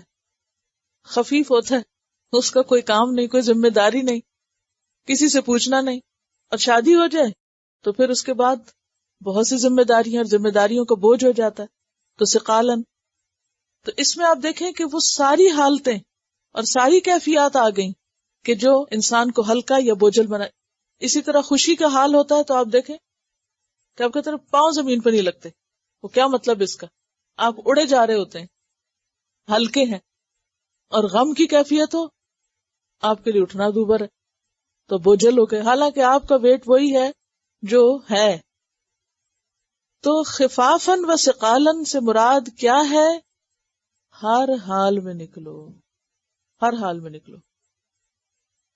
وجاہدوا، اور جہاد کرو، باموالکم، اپنے مالوں کے ساتھ، مال بھی دو، وانفسکم، اور اپنے نفسوں کے ساتھ، یعنی خود بھی نکلو، مال بھی لے کے نکلو، فی سبیل اللہ، اللہ کے راستے میں، ذالکم خیر لکم، یہ تمہارے حق میں زیادہ بہتر ہے، ان کنتم تعلمون، اگر تم علم رکھتے ہو، جانتے ہو۔ چونکہ یہاں جنگ تبوک کے موقع پہ جہاد فرض تھا، اس لیے ہر ایک کو ہر حال میں نکلنا لازم قرار دیا گیا۔ اس کے بعد اسی صورت کے آخر میں آپ دیکھیں گے کہ پھر فرمایا وَمَا كَانَ الْمُؤْمِنُونَ لِيَنْفِرُوا كَافَّةً، اب ہر وقت ہر موقع پہ سب کو نہیں نکلنا، پھر ضرورت اور سہولت کے مطابق۔ اسی لیے ہم دیکھتے ہیں کہ نبی صلی اللہ علیہ وسلم کے بعد کچھ صحابہ کرام تو مستقل طور پر جہاد میں لگ گئے، جنگوں میں چلے گئے، کچھ لوگ علم کی خدمت میں لگ گئے، تو کاموں میں تقسیم ہو گئی۔ لیکن پھر بھی کہیں نہ کہیں ایسے حالات اور واقعات ہو سکتے ہیں یا مجبوری ہو سکتی ہے کہ جہاں کسی موقع پر کسی کام کے لیے سب کا ہی نکلنا ضروری قرار پائے۔ ان کا سوال یہ ہے کہ سب کا جانا کیوں ضروری تھا؟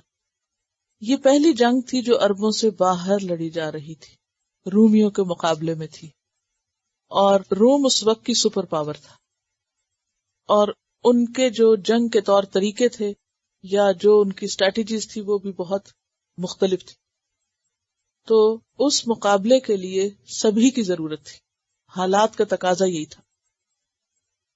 پھر فرمایا لو کانا، اگر ہوتا، اردن، سامان۔ عرض کا کیا معنی ہوتا ہے؟ لفظی معنی کیا ہے؟ پیش کرنا، سامنے لانا، عرض کرنا، سامنے لانا، وہ سامان جو سامنے دکھتا ہو، یہ مراد ہے، جس کا حصول آسان ہو، جو نظر آ رہا ہو۔ لو کان عرضاً قریباً، اگر ہوتا سامان قریب کا، یعنی مال غنیمت نظر آ رہا ہوتا کہ ہاں فلاں جگہ چلو جہاں تھوڑے بہت حملے لڑائی سے فوری طور پہ کچھ مل جائے گا، تو یہ ضرور جاتے۔ لو کان عرضاً قریباً، عرض کا لفظی معنی کیا؟ سامنے آنا۔ تو سامنے اور سامان کا کیا رابطہ ہے آپس میں؟ یعنی مراد اس سے وہ سامان ہے جو نظر آ رہا ہے، جس کا ملنا یقینی ہے۔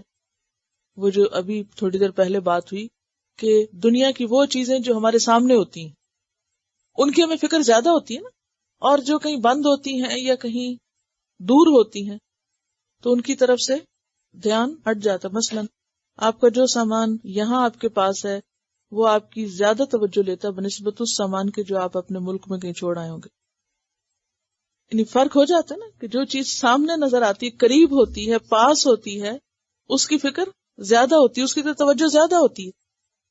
تو یہاں یہی بات کہی جا رہی ہے کہ اگر قریب کا سامان ہوتا، سامنے نظر آنے والا مال ہوتا، وَسَفَرًا، اور سفر بھی قاصداً، درمیانہ ہوتا۔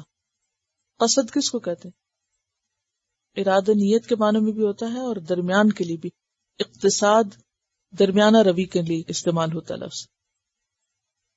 اور سفر آسان ہوتا، معتدل ہوتا، درمیانہ ہوتا، یعنی روم تک نہ جانا ہوتا، رومیوں کے لیے لڑنے کو نہ جانا ہوتا، کہیں آس پاس کے علاقے میں جانا ہوتا، لَتَّبَعُوكَ، البتہ وہ تیرے پیچھے چل پڑتے، ولیکن، لیکن، بعدت، دور ہو گئی، علیہم، ان پر، اشقت، مسافت، شقہ شق سے ہے، مشقت بھی اسی سے ہے، وہ فاصلہ جسے طے کرنے میں مشقت لاحق ہو۔ شقہ کا ویسے معنی کیا ہے؟ مسافت یا فاصلہ، لیکن کون سا فاصلہ؟ جس تک پہنچنے میں مشقت ہو، لیکن دور نظر آئی مسافت ان کو۔ وَسَيَحْلِفُونَ بِاللَّهِ، اور عنقریب قسمیں کھائیں گے اللہ کی۔ کب؟ جب تم واپس آؤ گے۔ لَوِ اسْتَطَعْنَا، اگر ہم میں استطاعت ہوتی، لَخَرَجْنَا مَعَكُمْ، البتہ ہم نکلتے تمہارے ساتھ۔ اگر ہماری ہمت ہوتی، ہم میں بھی کچھ طاقت ہوتی، اگر ہم نکل سکتے ہوتے تو ہم بھی تمہارے ساتھ جاتے۔ یہلکون انفسہم، وہ اپنے آپ کو ہلاکت میں ڈال رہے ہیں۔ کس بات سے؟ نہ جا کے اور جھوٹی قسمیں کھا کے۔ واللہ یعلم، اور اللہ جانتا ہے، انہم لکاذبون، کہ بے شک وہ جھوٹے ہیں۔ یہ سب جھوٹی باتیں ہیں جو وہ کر رہے ہیں، ایسی کوئی مجبوری نہیں تھی جو واقعی حقیقی عذر شمار کی جا سکتی۔ سورۃ توبہ کی آیت نمبر 94 اور 96 میں اس مضمون کو مزید واضح کیا گیا، جہاں سے 11واں پارہ شروع ہوتا ہے، یعتذرون الیکم اذا رجعتم، کہ جب تم واپس پلٹو گے تو وہ معذرتیں کرتے، ایکسکیوزز پیش کرتے تمہارے پاس آ جائیں گے۔ اور سورۃ توبہ 96 میں بھی آتا ہے، یحلفون لکم لترضوا عنہم، وہ تمہارے سامنے قسمیں کھائیں گے تاکہ تم ان سے راضی ہو جاؤ، انہیں کچھ نہ کہو، لیکن قسمیں کھانے سے بات نہیں بنے گی، کیونکہ اللہ کو دلوں کے حال سب معلوم ہے۔ تو اس لیے انسان کو ہمیشہ اپنے ساتھ سچا ہونا چاہیے۔ اگر اپنے ساتھ سچا ہوگا تو اللہ کے ساتھ بھی سچا ہوگا، کیونکہ اگر انسان یہ جانتا ہے کہ وہ ایک کام کر سکتا اور پھر نہ کرے تو وہ کس کے ساتھ جھوٹ بول رہا ہے؟ اپنے ساتھ۔ اور پھر اگر وہ اللہ کے سامنے بھی یہی عذر پیش کرنا چاہتا ہے تو وہ اللہ کے سامنے بھی جھوٹا اور اس کا یہ عذر قبول نہ ہوگا۔ دیکھیں کہ شروع میں تو ان مومنوں کی بات ہو رہی ہے کہ جو ذرا ہچکچائے تھے، پھر اس کے بعد اس صورت میں سب ہی گروہوں سے واسطہ، یعنی کہ اگر آپ دیکھیں پوری صورت کے مضامین پہ انشاءاللہ آخر میں غور کریں گے کہ ابتدا میں مشرکین اور کفار سے اعلان برات کر کے ان سے نپٹا گیا، اس کے بعد مومنوں کی بھی ساری قسموں کی بات ہوئی، کچھ ایک گروہ کی پہلے اور کچھ بعد میں آئے گی، منافقین سے بھی اس میں دو دو ہاتھ کیے گئے۔ تو جتنے بھی لوگ مدینہ میں جس قسم کے موجود تھے، مختلف آیات میں ان سب کے ساتھ تعارض برتا گیا، ان سے آمنا سامنا کیا گیا ان کا۔ تو کہیں آپ کو منافقین ملیں گے اور کہیں اہل ایمان کی بات ہوگی، تو وہ کانٹیکسٹ خود بتا دے گا۔ یہ بات ہو رہی ہے منافقوں کی، یہ جو اس آیت میں ہے کہ اگر سفر قریب کا ہوتا، یہ وہ لوگ ہیں جو نکلے ہی نہیں تھے، اور اس وجہ سے نہیں نکلے تھے کہ وہ صرف نکلنا نہیں چاہتے تھے، کیونکہ واللہ یعلم انہم لکاذبون، جو سچے مومن تھے انہوں نے، جیسے کہ ابتدا میں بتایا میں نے، کہ وہ انہوں نے آ کے نہ کوئی بہانہ کیا اور نہ ہی کچھ عذر پیش کیا، سیدھی صاف بات کی کہ سستی نے روک دیا ان کو۔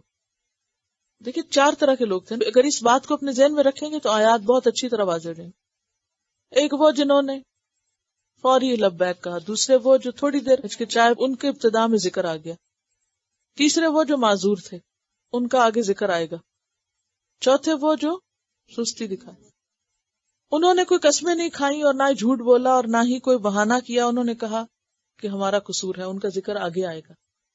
یہاں اس آیت 42 میں ذکر منافقین کا ہے، کیونکہ یہاں ان کے جھوٹا ہونے کی بات کی جا رہی ہے، تو جھوٹ تو صرف منافق بولتا ہے، مومن جھوٹا نہیں ہوتا۔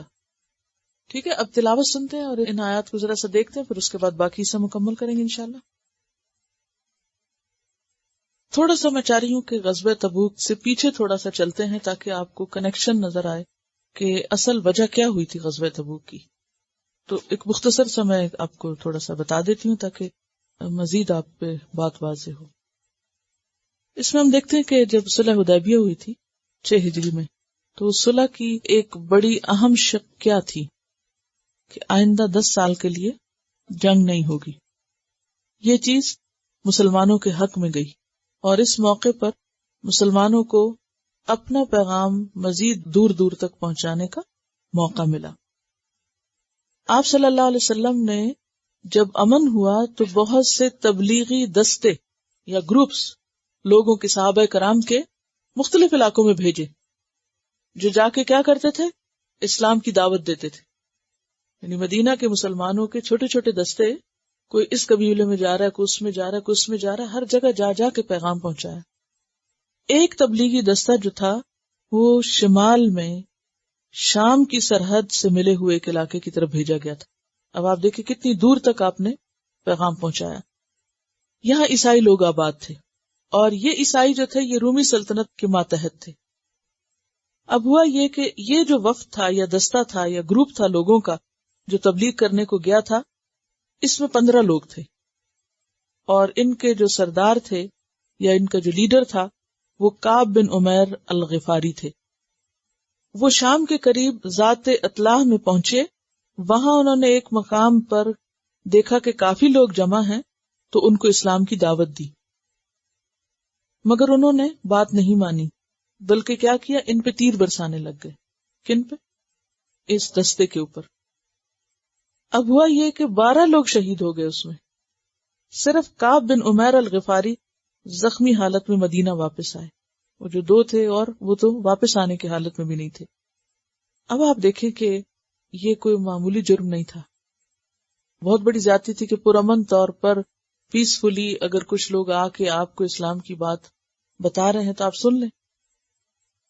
اچھا، اس سے ایک اور بات بھی پتہ چلتی ہے نا کہ نبی صلی اللہ علیہ وسلم کے زمانے میں ہی اسلام کو پھیلانے کے لیے، مختلف لوگوں تک پیغام پہنچانے کے لیے کس قسم کی اور کتنے بڑے پیمانے پہ کوششیں شروع ہو چکی تھی. آج یہ کام کچھ اور لوگ تو کر رہے ہیں کہ وہ ہر علاقے میں ہر دروازے پہ جاتے ہیں اور پیغام پہنچاتے ہیں، لیکن مسلمانوں کے اندر اب اس قسم کی کوئی منظم کوشش نہیں ہو رہی کہ باقاعدہ ایسے لوگ ٹرین کیے جائیں، موٹیویٹ کیے جائیں، اور پھر وہ گروپس کی شکل میں مختلف آبادیوں، قصبوں، شہروں، لوگوں کے پاس پہنچے. اور اس میں آپ دیکھیں کہ خطرہ بھی کتنا تھا، اور وہ خطرہ سامنے آ گیا کہ 15 لوگ ان کے شہید ہو گئے، حالانکہ انہوں نے کچھ نہیں کہا، ان کو صرف اسلام کی بات بتائی. اب چونکہ یہ لوگ رومی سلطنت کے تابع تھے جنہوں نے یہ کام کیا تھا، تو اس طرح انہوں نے ایک ایسی چیز کا دروازہ کھول دیا جس کا جواب دینا ضروری تھا، کیونکہ اگر جواب نہ دیا جاتا تو کیا ہوتا؟ ان کے حوصلے اور بڑھ جاتے. رسول اللہ صلی اللہ علیہ وسلم نے الحارث بن عمیر الازدی کو ایک دعوتی خط دے کر حاکم بصرہ کی طرف روانہ کیا. جب وہ موتا کے علاقے میں پہنچے، جنگ موتا کو سنا ہوگا آپ نے، تو ان کی ملاقات شرحبیل سے ہوئی. اس نے ان سے پوچھا کہاں جا رہے؟ اس نے کہا حاکم بصرہ کے پاس. اس نے کہا شاید تم محمد کے بھیجے ہوئے ہو صلی اللہ علیہ وسلم. کہا ہاں. اس کے بعد اس نے اپنے آدمیوں کو حکم دیا اور انہوں نے الحارث بن عمیر کو تلوار مار کے قتل کر دیا. اور کہا جاتا ہے کہ یہ حاکم بصرہ کے اشارے پہ کیا گیا تھا. اب یہ دوسرا واقعہ ہو گیا. شرحبیل بن عمر الغسانی عیسائی تھا اور وہ رومی حکومت کا ایک افسر تھا. اب یہ بین الاقوامی قانون یا روایت کے مطابق یہ عمل کہ کسی کے سفیر کو قتل کر دیا جائے، یعنی نبی صلی اللہ علیہ وسلم جو مدینہ کے حاکم تھے اس وقت، اب مکہ بھی فتح ہو چکا ہے اور ایک بڑے علاقے کے اب ذمہ دار ہیں، ان کی طرف سے ایک نمائندہ یا قاصد جو ہے وہ ایک بادشاہ کے پاس خط لے کے جا رہا ہے اور اس کو مار ڈالا گیا. تو یہ ایک سفیر کا قتل تھا، اور کسی بھی ملک کے سفیر کا قتل اس کے خلاف جنگ کی دعوت ہوتا ہے. بہرحال آپ نے 3000 کا لشکر تیار کیا اور جمادی الاولیٰ 8 ہجری میں اس کو موتا کی طرف روانہ کیا. اس سفر میں ایک مشہور صحابی بھی تھے. کون؟ حضرت زید تھے، اور حضرت جعفر تھے، اور ایک اور کون تھے؟ عبداللہ بن رواحہ. خالد بن ولید تو تھے، لیکن یہ کہ ابتدا میں وہ شہید ہوتے گئے نا ایک کے بعد ایک. تو شرحبیل کو جب مسلم لشکر کی روانگی کا علم ہوا تو اس نے 1,00,000 آدمیوں کا لشکر تیار کیا. اس کے ساتھ خود شاہ روم ہرقل 1,00,000 فوج لے کر شرحبیل کی مدد کے لیے بلقا کے مقام پہ پہنچا. 3,000 اور 2,00,000 کا تناسب انسانی سمجھ میں نہیں آتا. اسی وجہ سے یہ مقابلہ فیصلہ کن نہ ہوا. تاہم مسلمانوں نے اتنی بہادری سے مقابلہ کیا کہ رومیوں کے اوپر مسلمانوں کا ایک فوجی روب بیٹھ گیا کہ ان کا مقابلہ آسان نہیں. بہرحال اب ہوا یہ کہ نبی صلی اللہ علیہ وسلم برابر حالات معلوم کر رہے تھے کہ آگے کیا صورتحال بنتی ہے. جب آپ کو پتہ چلا کہ ہرقل روم کی سرحد پر 1,00,000 فوجوں کے ساتھ موجود ہوا ہے اور اس کے پاس 1 سال کا سامان رسد بھی ہے، تو اس پر آپ صلی اللہ علیہ وسلم نے مدینہ میں سب لوگوں کو نکلنے کے لیے کہا اور تقریباً 30,000 کا لشکر جو تھا وہ تیار ہوا. اور اس کے لیے آپ نے لوگوں کو خوب ابھارا اور موٹیویٹ کیا. اور آپ صلی اللہ علیہ وسلم کے بارے میں آتا ہے کہ جب آپ کسی جنگ کے لیے نکلتے تو عموماً اشارے کے نائے سے کام لیتے، لیکن غزوہ تبوک کے بارے میں آپ نے صاف صاف اعلان کیا کہ ہمیں کہاں جانا ہے. اسی وجہ سے پھر بہت سے لوگ گھبرا بھی رہے تھے کہ سفر دور کا ہے، اور وہ عربوں کے علاوہ کسی اور سے لڑنے کے بھی عادی نہیں تھے، اس لحاظ سے بھی انہیں فکر تھی. بہرحال جب آپ صلی اللہ علیہ وسلم وہاں تشریف لے گئے تو وہاں جنگ نہیں ہوئی بلکہ معاہدہ صلح ہوا، اور اس کے بعد باقی تفصیلات پھر ضرورت کے مطابق آپ کو بتا دوں گی. لیکن یہ ہے کہ یہ جنگ ایک بہت بڑا امتحان تھی. اب دیکھیں کہ ایک گروپ وہاں پر مارا گیا، دوسرا سفیر ختم ہوا، تو یہ سب کے لیے ایک خوف کی بات بھی تھی. اور پھر اس کے بعد جو 3,000 کا لشکر گیا وہ بھی کسی فیصلہ کن نتیجے پہ نہیں پہنچا. اس میں آپ صلی اللہ علیہ وسلم کے منہ بولے بیٹے حضرت زید بن حارث اور عبداللہ بن رواحہ اور حضرت جعفر جو تھے وہ بھی شہید ہوئے تھے. حضرت جعفر وہی ہے نا جنہوں نے نجاشی کے دربار میں اسلام پیش کیا تھا، اور پھر جب فتح خیبر ہوا تھا اس وقت حضرت جعفر واپس لوٹے تھے 7 ہجری میں، اور 8 میں آپ نے ان کو اس طرف بھیج دیا. تو بہرحال آگے پھر ہم دیکھتے ہیں کہ کیا ہوتا ہے. آیت 43 سے عفا اللہ عنک، اللہ آپ کا بھلا کرے. عفا یعفو عفون عین فے واو سے ہے. عفو کہتے ہیں خطا سے یا غلطی سے تجاوز کرنے کو اور پکڑ نہ کرنے کو. التجاوز عن الخطا وترک المؤاخذہ علیہ. عفو کا ایک اور معنی بھی آپ نے پڑھا ہے، کیا؟ بڑھنا، زیادہ ہونا، زائد کے معنوں میں بھی. یسألونک ماذا ينفقون قل العفو، وہاں کیا معنی ہے؟ زائد. اور اسی طرح حتی عفوا وقالوا، سورۃ الاعراف میں آپ نے پڑھا یہاں تک کہ وہ بڑھ گئے اور پھلے پھولے. تو یہاں پر جو عفا اللہ عنک ہے، اللہ تعالیٰ کا خطاب ہے حضور صلی اللہ علیہ وسلم سے. اس کے 2 معنی مفسرین نے بیان کیے ہیں. ایک تو یہ ہے کہ آپ صلی اللہ علیہ وسلم کے پاس جب منافقین آتے اور آپ کے پاس عذر بہانے کر کے جنگ پر نہ جانے کی یا آپ کے ساتھ نہ جانے کی رخصت مانگتے تو آپ ان کو فوراً رخصت دے دیتے. تو اس بات پر ایک طرح سے آپ کو یہ کہا گیا کہ آپ کو ایسا نہیں کرنا چاہیے تھا، اللہ آپ کا بھلا کرے. لما اذنت لہم، آپ نے ان کو کیوں اجازت دی. لیکن امام رازی نے اس کا ایک اور معنی بھی بیان کیا ہے، اور وہ یہ ہے، وہ کہتے ہیں کہ ان ذالک یدل علی مبالغۃ اللہ فی تعظیمہ و توقیرہ، کہ یہاں اللہ سبحانہ وتعالی نے آپ صلی اللہ علیہ وسلم کی تعظیم اور توقیر فرمائی ہے، یعنی اچھے معنوں میں استعمال ہوا ہے. جبکہ دوسری طرف خلاف اولا بات پر ایک طرح سے آپ کو یہ کہا جا رہا ہے کہ آپ کو ایسا نہیں کرنا چاہیے تھا. تو دونوں معنی مراد ہو سکتے ہیں. آپ نے ان کو اجازت کیوں دی؟ اذنتا کا لفظ جو ہے اذن سے ہے، اذن اجازت کو کہتے ہیں. اور لہم میں ضمیر کس کی طرف جا رہی؟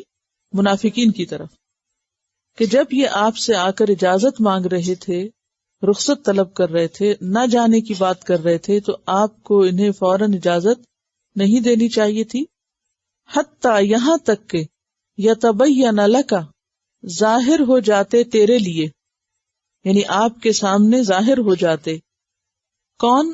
الذین صدقوا، وہ لوگ جنہوں نے سچ کہا، جو سچے تھے، مخلص مسلمان. وتعلم، اور آپ جان لیتے الکاذبین، جھوٹوں کو، یعنی منافق.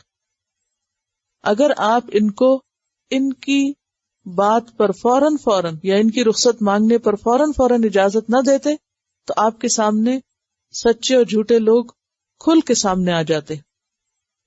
لا یستأذنک، نہیں اجازت مانگیں گے آپ سے. استئذان اجازت طلب کرنا. کس بات کی اجازت؟ پیچھے رہنے کی اجازت. الذین، وہ لوگ، یؤمنون باللہ والیوم الآخر، جو ایمان رکھتے ہیں اللہ پر اور یوم آخرت پر. اللہ اور یوم آخرت کو ماننے والے آپ سے کبھی بھی پیچھے رہنے کی اجازت نہیں مانگیں گے، وہ کبھی چھٹی نہیں مانگیں گے. ان یجاہدوا، اس بات سے کہ وہ جہاد کریں، باموالہم وانفسہم، اپنے مالوں اور جانوں کے ساتھ. وہ اپنے مال جان لگانے میں کبھی بھی تردد سے کام نہیں لیں گے. واللہ علیم بالمتقین، اور اللہ خوب جاننے والا ہے متقی لوگوں کو. علیم کس کے وزن پر ہے؟ فعیل کے وزن پر. تو معنی کیا ہوگا؟ مبالغے کا. بہت زیادہ جاننے والا، خوب خوب جاننے والا. متقین کس کی جمع ہے؟ متقی کی.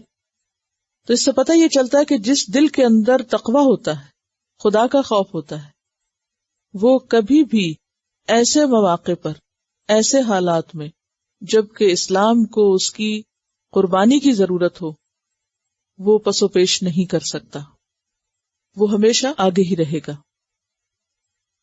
اس آیت سے ہمیں یہ بات بھی پتہ چلتی ہے کہ فرائض کے معاملے میں انسان کو بلا وجہ، بغیر کسی شرعی عذر کے رخصتیں طلب نہیں کرنی چاہیے. جیسے نماز فرض ہے تو اس میں رخصت کب ہے؟ جب کوئی شرعی عذر ہو. شرعی عذر میں خواتین کا شرعی عذر سب کو معلوم ہے. اس کے علاوہ کوئی بیمار ہو تو اس کو یہ تو نہیں کہا کہ وہ نماز نہ پڑھے، لیکن بیٹھ جائے، لیٹ کے پڑھ لے، اشارے سے پڑھ لے، وضو نہیں کر سکتا تیمم سے پڑھ لے. اسی طرح باقی فرائض میں بھی، جیسے روزہ ہے، حج ہے.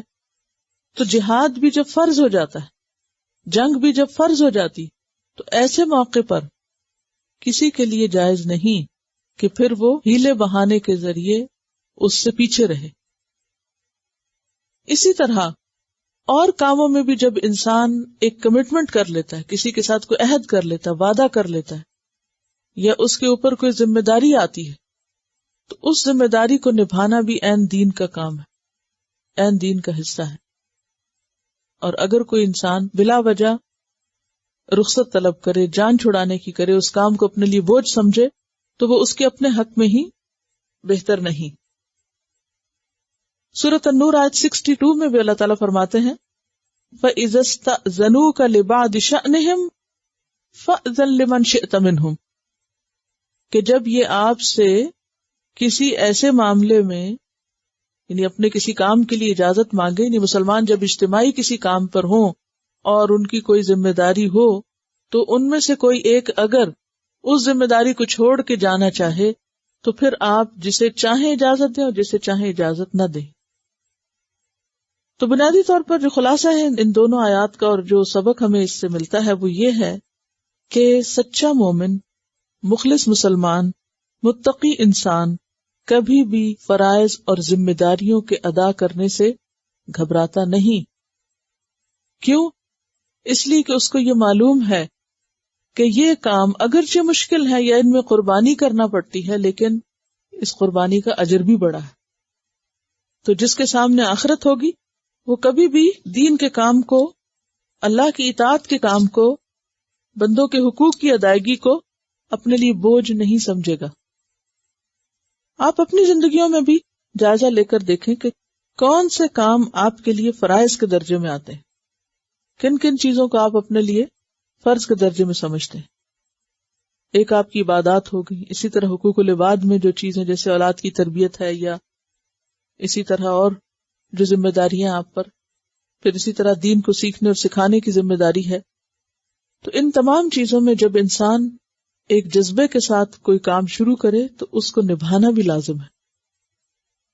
کسی بھی کام کو جو کسی دور میں دین کی ضرورت ہو، اس کو چھوٹی چھوٹی ذاتی ضروریات اور عذر بہانوں سے پس پش نہیں ڈالنا چاہیے. آپ دیکھیے کہ ہم اپنے ذاتی کاموں کو اور دین کے کاموں کو کس درجے میں رکھتے ہیں. ایک چھوٹی سی مثال سے آپ سمجھیے. مثلاً اگر کسی کا بچہ بیمار ہو اور اس کے پاس پیسے بھی ہوں تو وہ کیا کرے گا اس وقت؟ خرچ کرنے میں کیا کرے گا؟ بیماری کے علاج میں کیسے خرچ کرے گا؟ فوراً بغیر سوچے کرے گا نا. اسی طرح اگر کسی کی بچی کی شادی ہو تو وہ خرچ کرتے ہوئے کیا سوچے گا؟ خوشی سے کرے گا. نہیں تو قرضہ لے کے بھی کرے گا کہ نہیں؟ کیوں؟ جائز ناجائز سب طریقے اختیار. کیوں؟ وجہ کیونکہ وہ سمجھتا کہ یہ اس کی ذمہ داری ہے، وہ اس کو اپنا کام سمجھتا ہے کہ نہیں. لیکن یہ دین کا کام کس کا کام ہے؟ یہ ہمارا اپنا نہیں نا. نہیں، بالکل نہیں. اگر ہمارا اپنا ہو تو جب کبھی دین کو ضرورت ہو، مشکل وقت ہو، تو ہم سوچ میں نہ پڑ جائیں کہ خرچ کریں یا نہ کریں، یہ کام کریں کہ نہ کریں. تکلیف کے وقت اور خوشی کے وقت دونوں اوقات میں انسان فوراً ان کے لیے خرچ کرتا ہے جن کے اوپر خرچ کرنا وہ اپنی ذمہ داری سمجھتا ہے. دین کی سربلندی، دین کی تبلیغ، دین کو پھیلانا، ہم مسلمان اسے اپنا کام نہیں سمجھتے. لہذا جب کبھی قربانی کا موقع آتا ہے تو ہم سوچتے ہیں اچھا وہ فلاں کے پاس میرے سے زیادہ مال ہے، وہ کر لے، یہ کام اس کو کرنا چاہیے، وہ اس کو کرنا چاہیے. ہم اسے اپنا کام نہیں سمجھتے. یہی ایک بڑی مشکل ہے کہ جس کی وجہ سے بہت سی چیزیں ہو نہیں پاتی جنہیں ہو جانا چاہیے. آج ہماری ذات زیادہ اہم ہے، ہمارے بچے زیادہ اہم ہیں دین کے کام سے. ہم جب بھی کوئی دین کے لیے کام کرنے تو پہلے یہ نہیں دیکھتے کہ دین کو کیا ضرورت ہے، پہلے ہم دیکھتے ہیں ہمارے بچے کو کیا ضرورت ہے. اگر کبھی بھی چوائس کرنی پڑے، اختیار کرنا پڑے دو چیزوں میں سے ایک کو، تو ہماری پرائرٹی نمبر 1 اپنی ذات ہوتی ہے، پھر اس کے بعد کچھ اور ہوتا ہے. لیکن صحابہ کرام اس سے بالکل مختلف تھے. حضرت ابوبکر صدیق رضی اللہ تعالیٰ عنہ نے اس موقع پر کیا کیا تھا؟ جو کچھ تھا سب اٹھا لے تھے. جب پوچھا کہ پیچھے کیا چھوڑا، کہا اللہ اور اس کا رسول. وہی کافی ہے گھر والوں کا، اگر ان پہ ایمان ہے تو سب مل جائے گا. حضرت عمر آدھے گھر کا سامان لائے تھے. حضرت عثمان رضی اللہ تعالیٰ عنہ نے 900 اونٹ اور 100 گھوڑے اور اس کے علاوہ نقد اتنے سکے تھے اور اتنا مال اٹھا کے لائے تھے کہ آپ صلی اللہ علیہ وسلم ان کو ایسے کر کے اچھال رہے تھے اور خوشی سے آپ کا چہرہ تمتما رہا تھا. اور آپ فرما رہے تھے کہ آج کے بعد عثمان جو بھی کرے اس کو کوئی چیز نقصان نہیں دے گی. حضرت عبد الرحمن بن عوف تقریباً 29.5 کلو چاندی لے کر آئے تھے اور اس کے علاوہ باقی مال بھی اور چیزیں بھی. حتیٰ کہ ایک عام مسلمان نے ساری رات ایک یہودی کا کنواں چلایا اور اس پر ایک مٹھی کھجوریں اس کو ملی تو وہ بھی لے کر آیا، کیونکہ جان اور مال دونوں کا حکم تھا کہ جس کے پاس جو کچھ ہے لے آؤ. کیونکہ 30,000 کا لشکر، ایک دن کا کھانا 30,000 لوگوں کو کتنا ہوگا ذرا بتائیے مجھے، کتنی ضرورت ہوگی اس کے لیے؟ 30,000 لوگوں کو کھلانا پلانا اور پھر ان کی سواری، اور پھر معلوم نہیں کتنے دن وہاں لگے. صرف جانے میں آپ دیکھیں کہ 700 کلومیٹر اونٹوں پہ سفر طے کرنا، کتنے دن تو صرف رستے میں جانے کے اور واپس آنے کے تھے. اس سارے کو کس طرح مینج کیا جائے کوئی آسان کام نہیں تھا. تو اس میں گھروں میں سے آخری چیز بھی نکال دی گئی، اور جس نے اس موقع پہ قربانی نہیں کی وہ پھر بہت پیچھے رہ گیا اور پیچھے چلا گیا. اور یہی انسان کی زندگی میں بارہا امتحان آتے ہیں. بعض اوقات ایک نیکی کرنے کا وقت ہوتا ہے، موقع ہوتا ہے، اس وقت انسان کے اوپر شیطان سخت غالب آتا ہے. اگر انسان ہمت ہار جائے اور شیطان کا ترنے والا بن جائے تو وہ کھائی میں جا گرتا ہے. تو اسی وجہ سے یہاں رخصت لینے والوں، پیچھے رہنے والوں، خود رہنے والوں یا مال روکنے والوں، ان سب کے بارے میں یہاں کھل کے بات کی گئی. پھر فرمائے انما یستأذنک الذین لا یؤمنون باللہ والیوم الآخر، بے شک آپ سے تو اجازت مانگیں گے وہ لوگ جو اللہ اور یوم آخرت کو مانتے نہیں. اشارہ منافقین کی طرف کہ ان کا ایمان محض زبانی کلامی رسمی ایمان ہے، حقیقی نہیں. ورتابت قلوبہم، اور ان کے دل شک میں پڑے ہوئے ہیں. فہم فی ریبہم یترددون، پھر وہ اپنے شک میں متردد ہیں. تردد کہتے ہیں آنے جانے کو، یعنی کبھی ایمان کی طرف آتے ہیں اور کبھی کفر کی طرف جاتے ہیں. ایمان اور کفر کے بیچ میں ڈاواں ڈول ہیں، کبھی ادھر جھکتے ہیں کبھی ادھر جھکتے ہیں. اس کے برعکس سورۃ الحجرات میں سچے مومنوں کی صفت کیا بیان کی گئی کہ انما المؤمنون الذین آمنوا باللہ ورسولہ ثم لم یرتابوا، کہ سچے مومن کون ہیں؟ جو اللہ اور رسول پر ایمان لائے اور انہوں نے شک نہیں کیا. ثم لم یرتابوا وجاہدوا باموالہم وانفسہم، کیونکہ کامیابی کے لیے چند چیزیں بے حد ضروری ہوتی ہیں. نمبر 1، مقصد بالکل واضح ہو انسان کے سامنے. نمبر 2، اس مقصد کے لیے بھرپور کوشش کرنے والا ہو، پوری کی پوری، اور اپنی پوری صلاحیت، اپنا جان مال ہر چیز لگا دے. اور اگر انسان کے اندر مقصد واضح نہیں اور وہ اپنے مقصد کے بارے میں شک میں ہے، متردد ہے، ڈاواں ڈول ہے، تو پھر اس کے لیے وہ کوئی بھی ایفرٹ نہیں لگا سکتا. اور پھر جب تک انسان کسی بھی مقصد کے لیے مسلسل کوشش نہ کرے تو انسان منزل تک نہیں پہنچ سکتا. تو یہاں ہم دیکھتے ہیں کہ اہل ایمان نے اپنا، چونکہ ایمان ان کا مضبوط تھا، کوئی شک نہیں تھا ان کو، لہذا اپنے مال بھی لگائے اور جانیں بھی لگائیں. فی سبیل اللہ اولئک ھم الصادقون، یہی لوگ دراصل سچے مومن ہیں.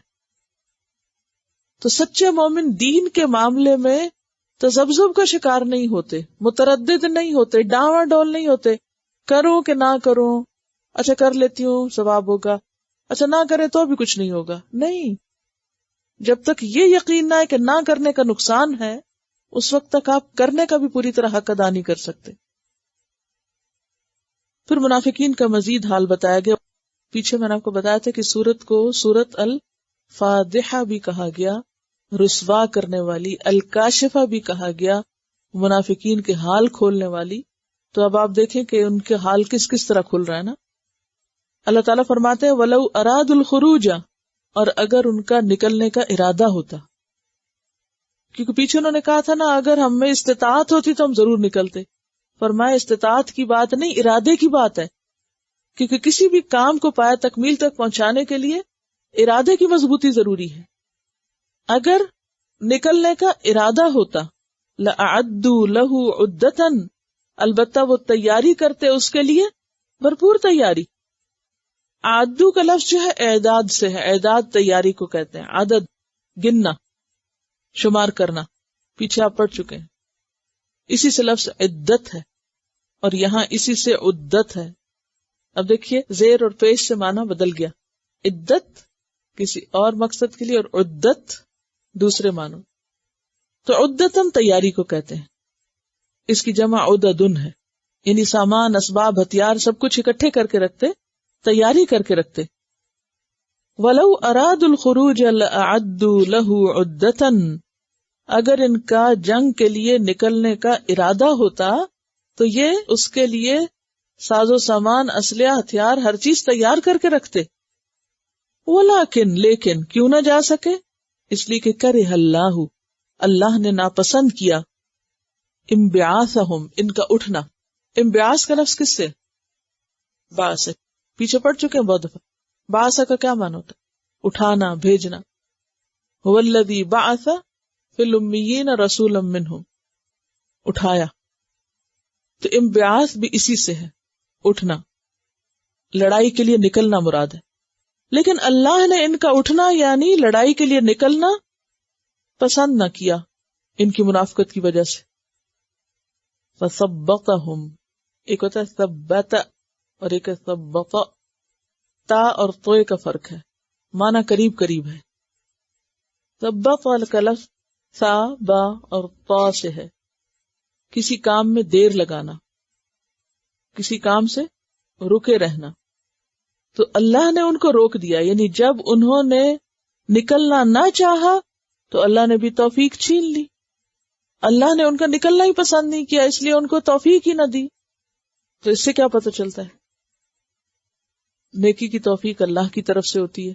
اور توفیق کب چھین لی جاتی ہے؟ جب انسان کی نیت خراب ہوتی ہے، اور پھر اس وقت انسان بہانے کچھ اور کرتا ہے، ذمہ دار کسی اور کو قرار دیتا ہے، حالانکہ اپنے اندر سچائی نہیں ہوتی. تو اللہ نے ان کو باز رکھا. وَقِيلَ اقْعُدُوا مَعَ الْقَاعِدِينَ، اور کہا گیا بیٹھے رہو بیٹھنے والوں کے ساتھ. قاعدین کس کی جمع ہے؟ قاعد کی، قعدہ سے. کون بیٹھنے والے تھے؟ معذور لوگ، اپاہج، اندھے، یا پھر بچے، بوڑھے، عورتیں جو جنگ پہ جا نہیں سکتے تھے. تو منافقین اچھے بھلے ہٹے کٹے تھے، لیکن نیت کی خرابی کی وجہ سے بہانے ڈھونڈ رہے تھے. تو اللہ نے انہیں توفیق ہی نہ دی اور ان سے کہا گیا کہ ٹھیک ہے، نہیں جانا چاہتے نہ جاؤ، بیٹھے رہو بیٹھنے والوں کے ساتھ.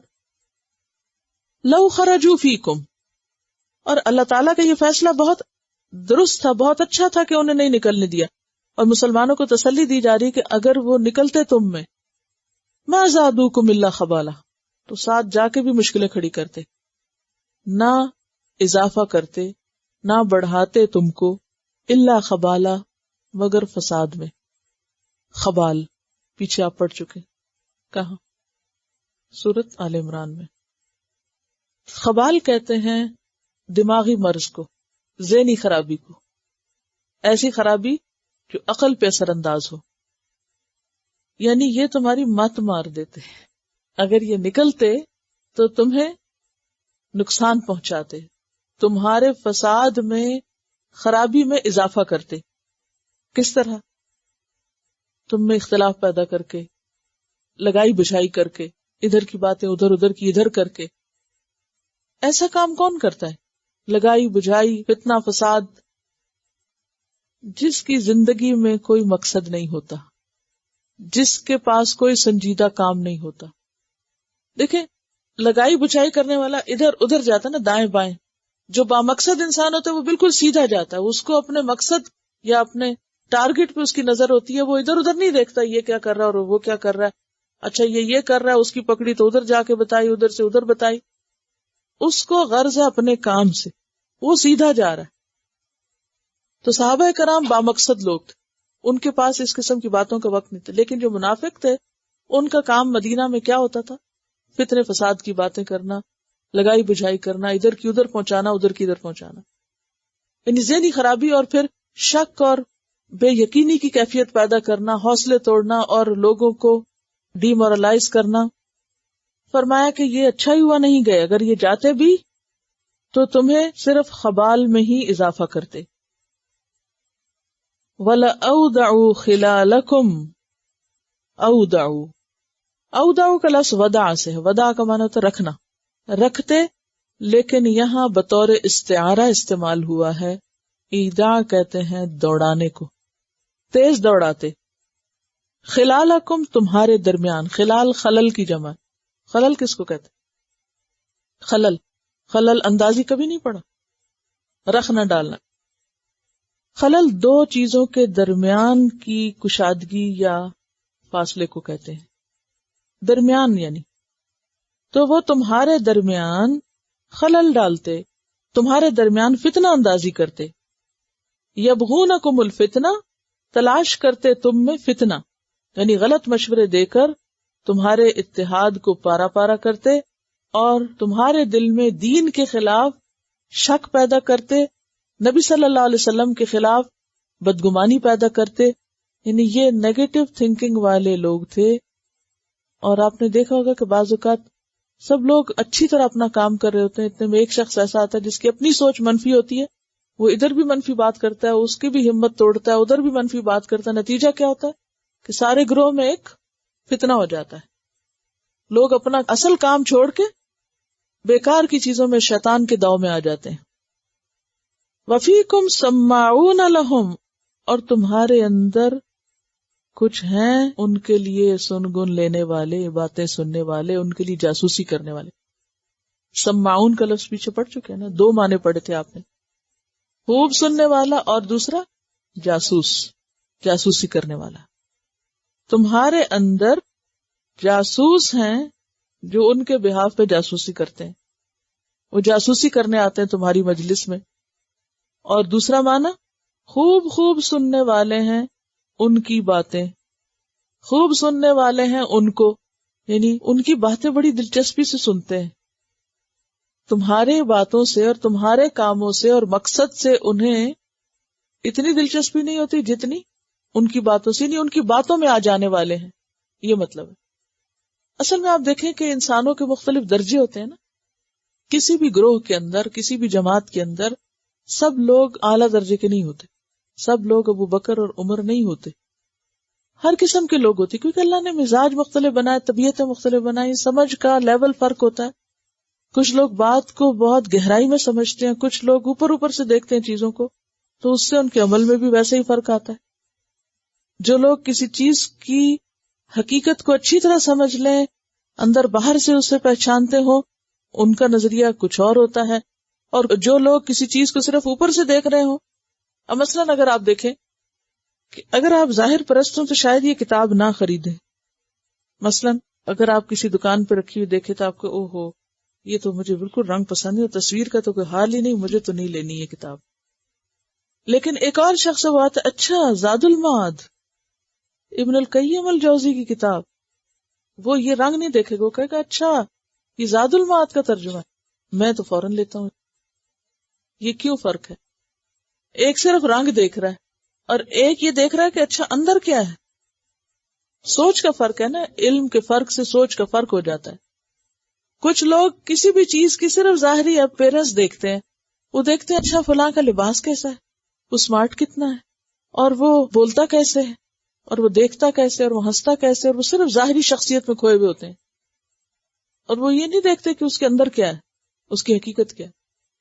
اور کچھ لوگ ان ظاہری چیزوں سے آگے چلے جاتے ہیں، وہ یہ دیکھتے ہیں کہ کسی چیز کے اندر انہیں کیا فائدہ نظر آ رہا ہے، یہ اس کی حقیقت کیا ہے.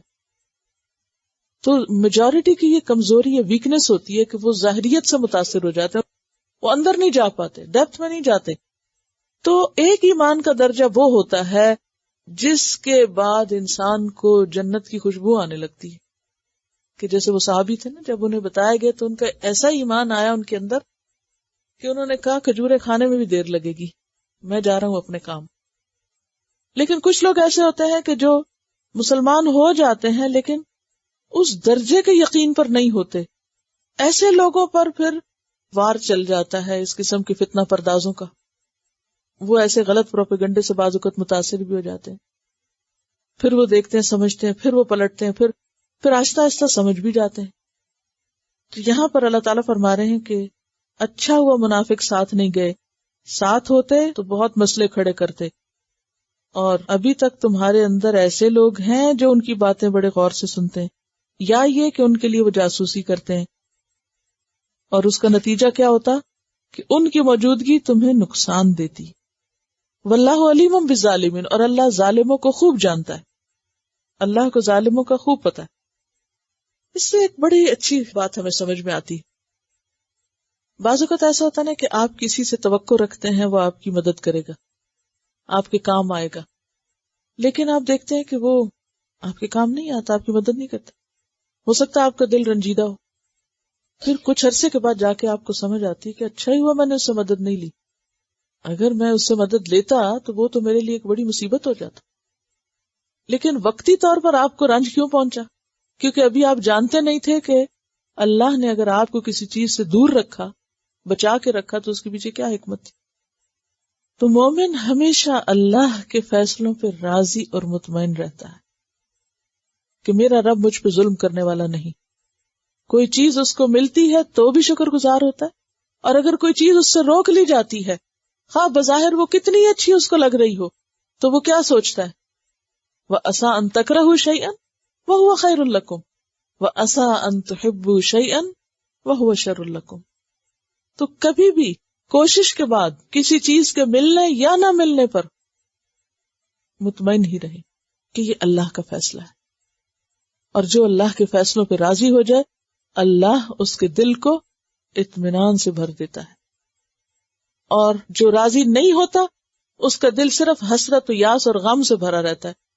اور یہ شیطان کا وار ہوتا ہے، وہ آ کے وسوسہ ڈالتا رہتا ہے، اچھا وہ کیوں نہ ہوا، پھر یہ چیز کیوں نہیں ہوئی، یہ ہونی چاہیے تھی، پھر نہیں اللہ کی مرضی نہیں تھی، نہیں ہوئی، تو اللہ تعالیٰ اس کے دل کو اطمینان دے دیتا ہے. اب اس سین کو دیکھیے کہ ایک ایک فرد قیمتی ہے، مسلمانوں کو ایک ایک شخص کی ضرورت ہے ساتھ لے جانے کے لیے. اتنے میں تقریباً 80 لوگ تھے یہ جو بہانے کر کے ہیلے کر کے پیچھے رہ گئے. اب ظاہر ہے جب مسلمان جا رہے ہوں گے تو انہیں افسوس تو ہوگا کہ ہے وہ بھی آ جاتے تو اچھا تھا. جیسے بازو کا تو آپ کوئی کام کرنے لگتے ہیں تو آپ کو امید ہوتی ہے فلاں اور فلاں ساتھ آئے گا, پھر نہیں آتا تو پھر آپ سوچتے ہیں آ جاتا تو یہ کام کتنی جلدی ہو جاتا. آپ کو نہیں معلوم وہ جلدی ہوتا یا الٹا خراب ہوتا اور پھر سے آپ کو سارا کرنا پڑتا. تو اس لیے آپ اپنی کوشش ضرور کریں. یہ نہیں کہا کہ کوشش نہ کرے انسان کسی چیز کی, پوری کوشش کرے. کوشش کے باوجود اگر کوئی چیز آپ کے ہاتھ نہیں آتی تو پھر اس کو اللہ کا فیصلہ سمجھ کے قبول کر لیں. اللہ تعالیٰ اس تھوڑے میں بھی بہت برکت دے گا, خواہ وہ رزق کا معاملہ ہو یا افراد کا معاملہ ہو یا کسی بھی نعمت کا, چاہے وہ دین کے راستے میں یا دنیا کے راستے میں. تو اللہ کے فیصلوں پہ راضی ہونا یہی دراصل سچا ایمان ہوتا ہے. پھر مزید تسلی دی جا رہی ہے, لَقَدِ ابْتَغَوُا الْفِتْنَةَ, ان منافقوں کا حال دیکھو, انہوں نے اس سے پہلے بھی بڑے کام خراب کیے. انہوں نے فتنہ انگیزی کی, ابتغاؤ طلب کیا, چاہا, یعنی فتنہ انگیزی کی. الفتنہ تھا فتنہ من قبل, اس سے پہلے, اشارہ ہے جنگ احد کی طرف. جنگ احد میں کیا کیا تھا انہوں نے؟ 1/3 تھے یہ, تقریباً 1000 کا لشکر چلا تھا نا, اور 300 سے کچھ اوپر تھے, اور یہ مدینہ سے باہر سنیت الوداع تک آئے تھے اور پھر نکل کے واپس چلے گئے کہ ہماری تو کچھ مان ہی نہیں گئی, ہم تو جا رہے ہیں. اور ان کو دیکھ کے کیا ہوا تھا؟ اذ ہمت طائفتان منکم ان تفشلا, بنو حارث اور بنو سلمہ کے دل بھی بیٹھ گئے اور وہ بھی بزدلی دکھانے لگے کہ ہم بھی چلتے ہیں. پھر اللہ نے ان کو سنبھال لیا. واللہ ولیہما, آل عمران کی آیت 122 پہ. لقد ابتغوا الفتنة من قبل, یہ تو اس سے پہلے بھی فتنہ پردازی کر چکے ہیں. وقلبوا لك الامور, قلب یقلب کا مطلب ہوتا ہے الٹ پلٹ کرنا, قلب بھی اسی سے ہے.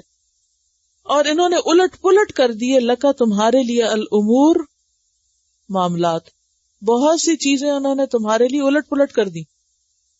اپنے اس فیصلے کے ذریعے وہ جو ساری پلاننگ تھی اس کو الٹا کے رکھ دیا. حتی جاء الحق, یہاں تک کہ حق آ گیا. وظہر امر اللہ, اور ظاہر ہو گیا اللہ کا حکم, اللہ کا فیصلہ آ گیا. یعنی یہ صرف جنگ احد میں نہیں بلکہ ہر موقع پر فتنہ پردازی کرتے تھے اور ہر نیکی کے کام میں خلل اندازی کرتے اور لوگوں کو بدگمان کرتے. اور جب مسلمانوں کو فتح ہوتی جیسے بدر اور فتح مکہ کے موقع پر تو ان کو بالکل اچھی نہ لگتی. وہم کارہون, اور وہ سخت ناپسند کرتے تھے. کارہون کس کی جمع ہے؟ کارہون کی. کارہن فاعلن, کارہون فاعلون. وہم کارہون. پیچھے آپ سورۃ النساء میں بھی منافقین کا حال پڑھ چکے ہیں. کیا پڑھا تھا کہ جب کہیں جنگ پہ جانا ہوتا تھا تو کیا کرتے تھے, یہ اس وقت ساتھ نہیں دیتے تھے. جب مسلمانوں کو کوئی غنیمت ملتی تو آ جاتے. کأن لم تکن بینکم وبینہ مودۃ یا لیتنی کنت معہم فافوز فوزا عظیما.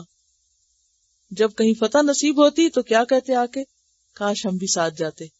اور جب کبھی کوئی مشکل ہوتی تو کہتے شکر ہے ہم نہیں گئے. یہ آیات ہے نا سورۃ النساء کی, آیت نمبر 88 سے آنورڈ. فما لکم فی المنافقین فئتین, یہ تمہیں کیا ہے کہ منافقین کے معاملے میں تمہارے اندر دو گروہ بنے ہوئے ہیں. واللہ ارکسہم بما کسبوا, اور پھر اس میں مزید آگے کی کچھ آیات میں تفصیلات آتی ہیں.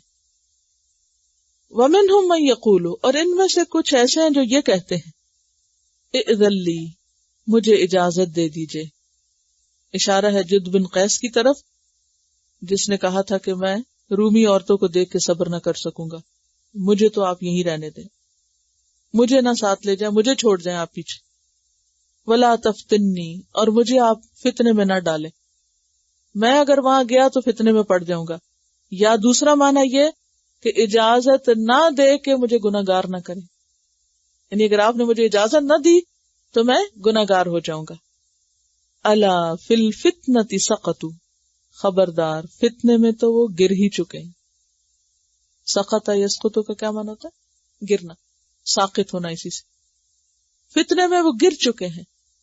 یہ کون سا فتنہ تھا جس میں وہ گر چکے تھے, پڑ چکے تھے؟ دنیا کی محبت کا, کہ دنیا کی محبت, مال و متاع, اولاد کی محبت نے ان کو اپنے اندر اتنا گھیرا ہوا تھا کہ اس کی وجہ سے وہ دین کے راستے پہ چل نہیں سکتے تھے، جہاد پہ جا نہیں سکتے تھے. وَإِنَّ جَهَنَّمَ لَمُحِيطَةٌ بِالْكَافِرِينَ، اور بے شک جہنم کافروں کو گھیرے ہوئے. سورۃ البقرہ آیت 81 میں بھی آتا ہے نا، بلا من کسب سیئۃ واحاطت بہ خطیئتہ، تو یہ فی الفتنۃ سقطوا کی مزید وضاحت ہے. فاولئک اصحاب النار هم فیہا خالدون. ان تصبک حسنۃ، اگر آپ کو کوئی حسنہ پہنچے، حسنہ سے مراد یہاں فتح یا مال غنیمت کا ملنا، یعنی کوئی دنیاوی کامیابی آپ کے حصے میں آئے، تو سؤہم، ان کو بری لگتی. یہ کون سا کردار ہوتا ہے، یا یہ کون شخص ہوتا ہے جس کو انسان کی خوشی اچھی نہیں لگتی؟ حاسد. ان کو کیا حسد تھا، کیوں حسد تھا؟ کیونکہ دل سے ساتھ نہیں تھے نا. اب دیکھیں کہ دوست، جو سچا دوست ہوتا ہے، اس کو دوست کی کامیابی پر خوشی ہوتی ہے، کیونکہ وہ دوست کی کامیابی کو اپنی کامیابی سمجھتا ہے، وہ بہن بھائی کی کامیابی کو اپنی کامیابی سمجھتا ہے. لیکن جس کی کامیابی پہ انسان کو خوشی نہیں ہوتی، وہ کون ہوتا ہے؟ جو اس کا حریف ہوتا ہے، یا مقابل ہوتا ہے، یا اس کے کوئی مخالف ہوتا ہے.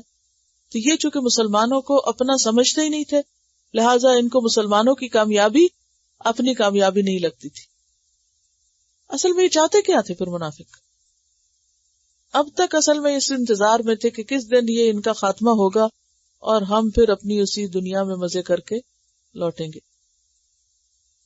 وَإِن تُصِبْكَ مُصِيبَةٌ، اور اگر پہنچے آپ کو کوئی مصیبت یعنی کوئی شکست وغیرہ، یقولوا، وہ کہتے ہیں، قد اخذنا امرنا، تحقیق لے لیا ہم نے اپنا معاملہ، یعنی ہم نے اپنا معاملہ اپنے ہاتھ میں ہی رکھا. من قبل، اس سے پہلے ہم نے اپنا بندوبست خوب کیا ہوا تھا، ہمیں پہلے ہی پتا تھا ان کے ساتھ یہ ہونا ہے، لہٰذا ہم نے پہلے ہی احتیاطی تدابیر کر رکھی تھی. وَيَتَوَلَّوْا، اور وہ منہ موڑ جاتے ہیں، کس سے؟ مدد کرنے سے، ساتھ دینے سے. وَهُمْ فَرِحُونَ، اور وہ خوش ہو رہے ہوتے ہیں، خوشیاں مناتے ہیں. کس بات پہ؟ مسلمانوں کی تکلیف پہ اور اپنے بچاؤ پہ. فرحون جو ہے، فرحن کی جمع ہے، اور فرحن کا مصدر ہے فرحن. اچھی اور پسندیدہ خوشی کے لیے بھی آتا ہے اور بری اور مذموم خوشی کے لیے بھی. فرحن کا لفظ دونوں طرح آتا ہے، اچھی خوشی کے لیے بھی اور ناپسندیدہ خوشی کے لیے.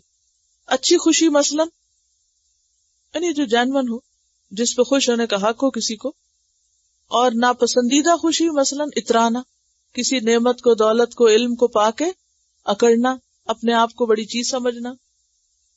تو یہاں چونکہ ان کو جب کوئی پریشانی نہیں دیکھنی پڑی تو پھر یہ اترانے لگے کہ دیکھا نا، ہم کہتے تھے نا کہ تم ٹھیک نہیں کر رہے، اور ہم نے جو کچھ کیا وہ زیادہ بہتر تھا، آج ہم پہ کوئی مشکل نہیں آئی، تم ہی پکڑے گئے. قل، کہہ دیجئے، لن یصیبنا، ہرگز نہ پہنچے گا ہم کو، یا ہرگز نہیں پہنچتا ہم کو، الا، مگر، ما کتب اللہ لنا، جو اللہ نے لکھ دیا ہمارے لیے. کیا لکھ دیا؟ تقدیر کا لکھا، یعنی ہمیں جو بھی اچھا یا برا پہنچا وہ اللہ کا فیصلہ تھا، جو اللہ نے ہمارے لیے لکھا ہوا تھا.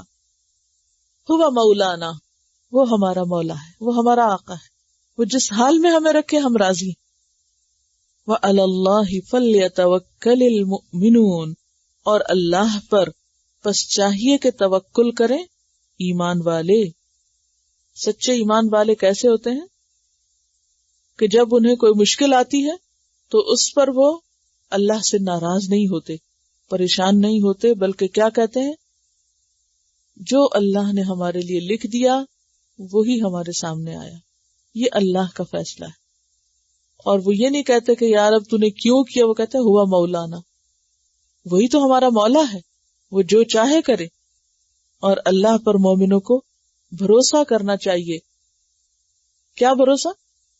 اللہ کے فیصلے بندے کے حق میں ظلم پر مبنی نہیں ہوتے، اسی میں بندے کے لیے بھلائی ہوتی.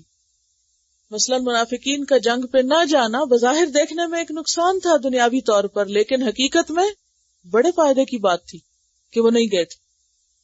تو ایسے میں انسان کیا سوچے کہ اگر کوئی شخص آگے نہیں بڑھا میری مدد کو تو اس میں بہت بڑی بھلائی تھی، اگر میرے کوئی کام نہیں آیا تو اس میں بہت فائدہ، اگر کوئی میری مرضی پوری نہیں ہوئی، کوئی فیصلہ میرے حق میں نہیں ہوا تو اس میں بہت بڑی بھلائی تھی. یعنی ہر حال میں اللہ سے حسن ظن رکھے، کچھ ملنے پر بھی اور کچھ چھننے پر بھی، کچھ آنے پر بھی اور کچھ جانے پر بھی. اور یہ جو اللہ ہمارا مولا ہے اس کے بارے میں سورۃ محمد آیت 11 میں بھی آتا ہے، ذالک بأن اللہ مولی الذین آمنوا وأن الکافرین لا مولی لہم. کافر اور مومن کے طرز عمل میں فرق ہوتا ہے. چونکہ کافر کا کوئی مولا ہے نہیں، لہذا وہ مصیبت آنے پر مایوس ہو جاتا ہے، تو مومن کو مایوس نہیں ہونا. عربی کا ایک کوٹیشن، من علم سر اللہ فی القدر ہانت علیہ المصائب، کہ جس کو تقدیر کے معاملے میں اللہ کا راز سمجھ میں آ جائے، اللہ کی حکمت سمجھ میں آ جائے، اس پر مصیبتیں بہت ہلکی ہو جاتی ہیں. اگر کوئی اللہ کے فیصلوں کا راز جان لے، اور وہ راز کیا ہے کہ اللہ اپنے بندے کے حق میں ظالم نہیں، اللہ کا ہر فیصلہ انصاف کا فیصلہ ہے، سچائی کا فیصلہ ہے، تو ایسے بندے پر پھر بڑے سے بڑی مشکل اور تکلیف بھی بہت آسان ہو جاتی. قل کہہ دیجئے، ہل تربصون بنا، نہیں تم انتظار کر رہے ہمارے بارے میں. تربص کس کو کہتے ہیں؟ کسی معاملے کے ختم یا پورا ہونے کا انتظار، مثلا سامان کی ارزانی یا گرانی کا انتظار، کب قیمت گھٹتی ہے، سیل لگتی ہے، اور کب میں فلاں جگہ جاؤں گی تو خریدوں گی. یہ جو کیفیت ہوتی ہے اس کو تربص کہتے ہیں. یعنی کسی بھی کام کے بارے میں جلدی فیصلہ نہ کرنا بلکہ مناسب موقع کا انتظار کرتے رہنا. یہ جو انتظار ہے یہ اصل میں اس کے پیچھے دنیاوی فائدے ہوتے ہیں عموماً.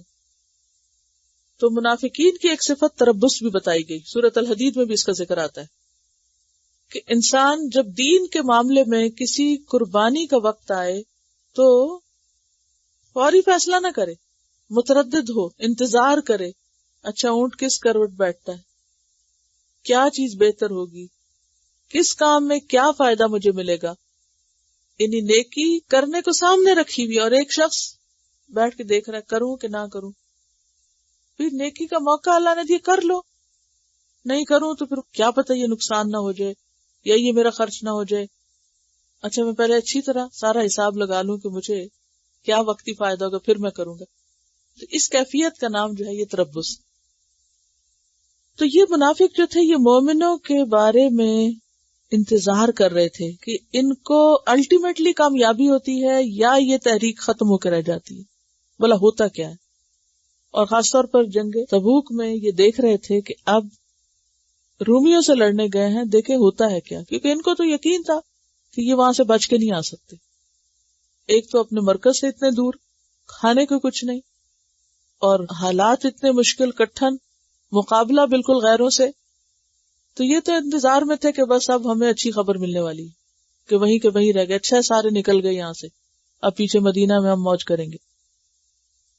قل کہہ دیجئے، حل نہیں تربصون، تم انتظار کر رہے بنا ہمارے بارے میں، الا مگر احدى الحسنیین، دو بھلائیوں میں سے ایک کا. حسنیین تثنیہ کا صیغہ ہے، حسنہ یا حسنہ کا تثنیہ ہے، اور مراد ہے غنیمت یا شہادت.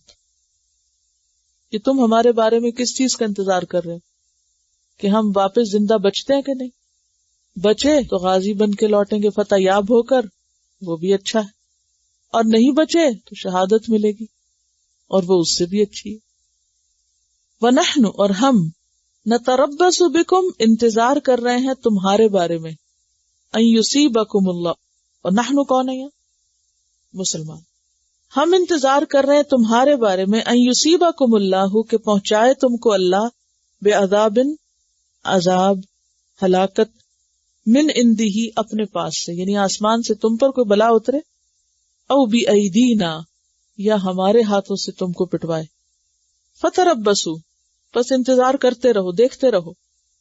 انا معکم متربصون، ہم بھی تمہارے ساتھ انتظار کریں گے کہ تمہارا انجام کیا ہوتا ہے. تمہارے ساتھ کیا گزرتی ہے.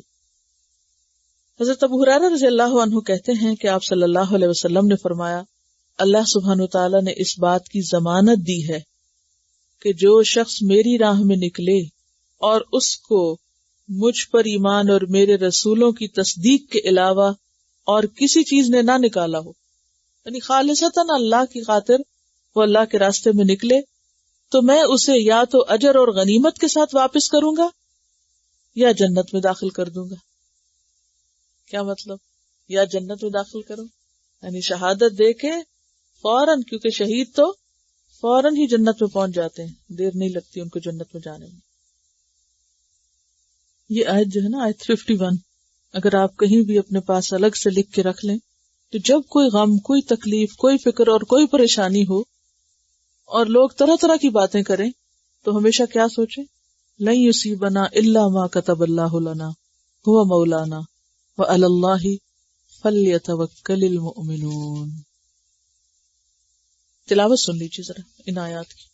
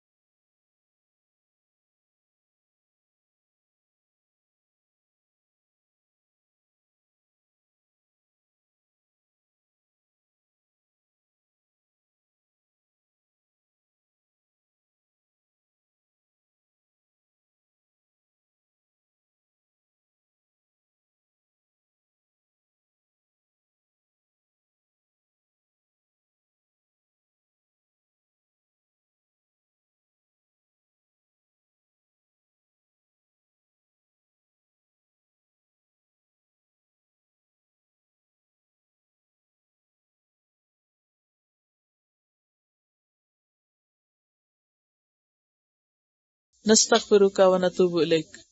السلام علیکم و رحمۃ اللہ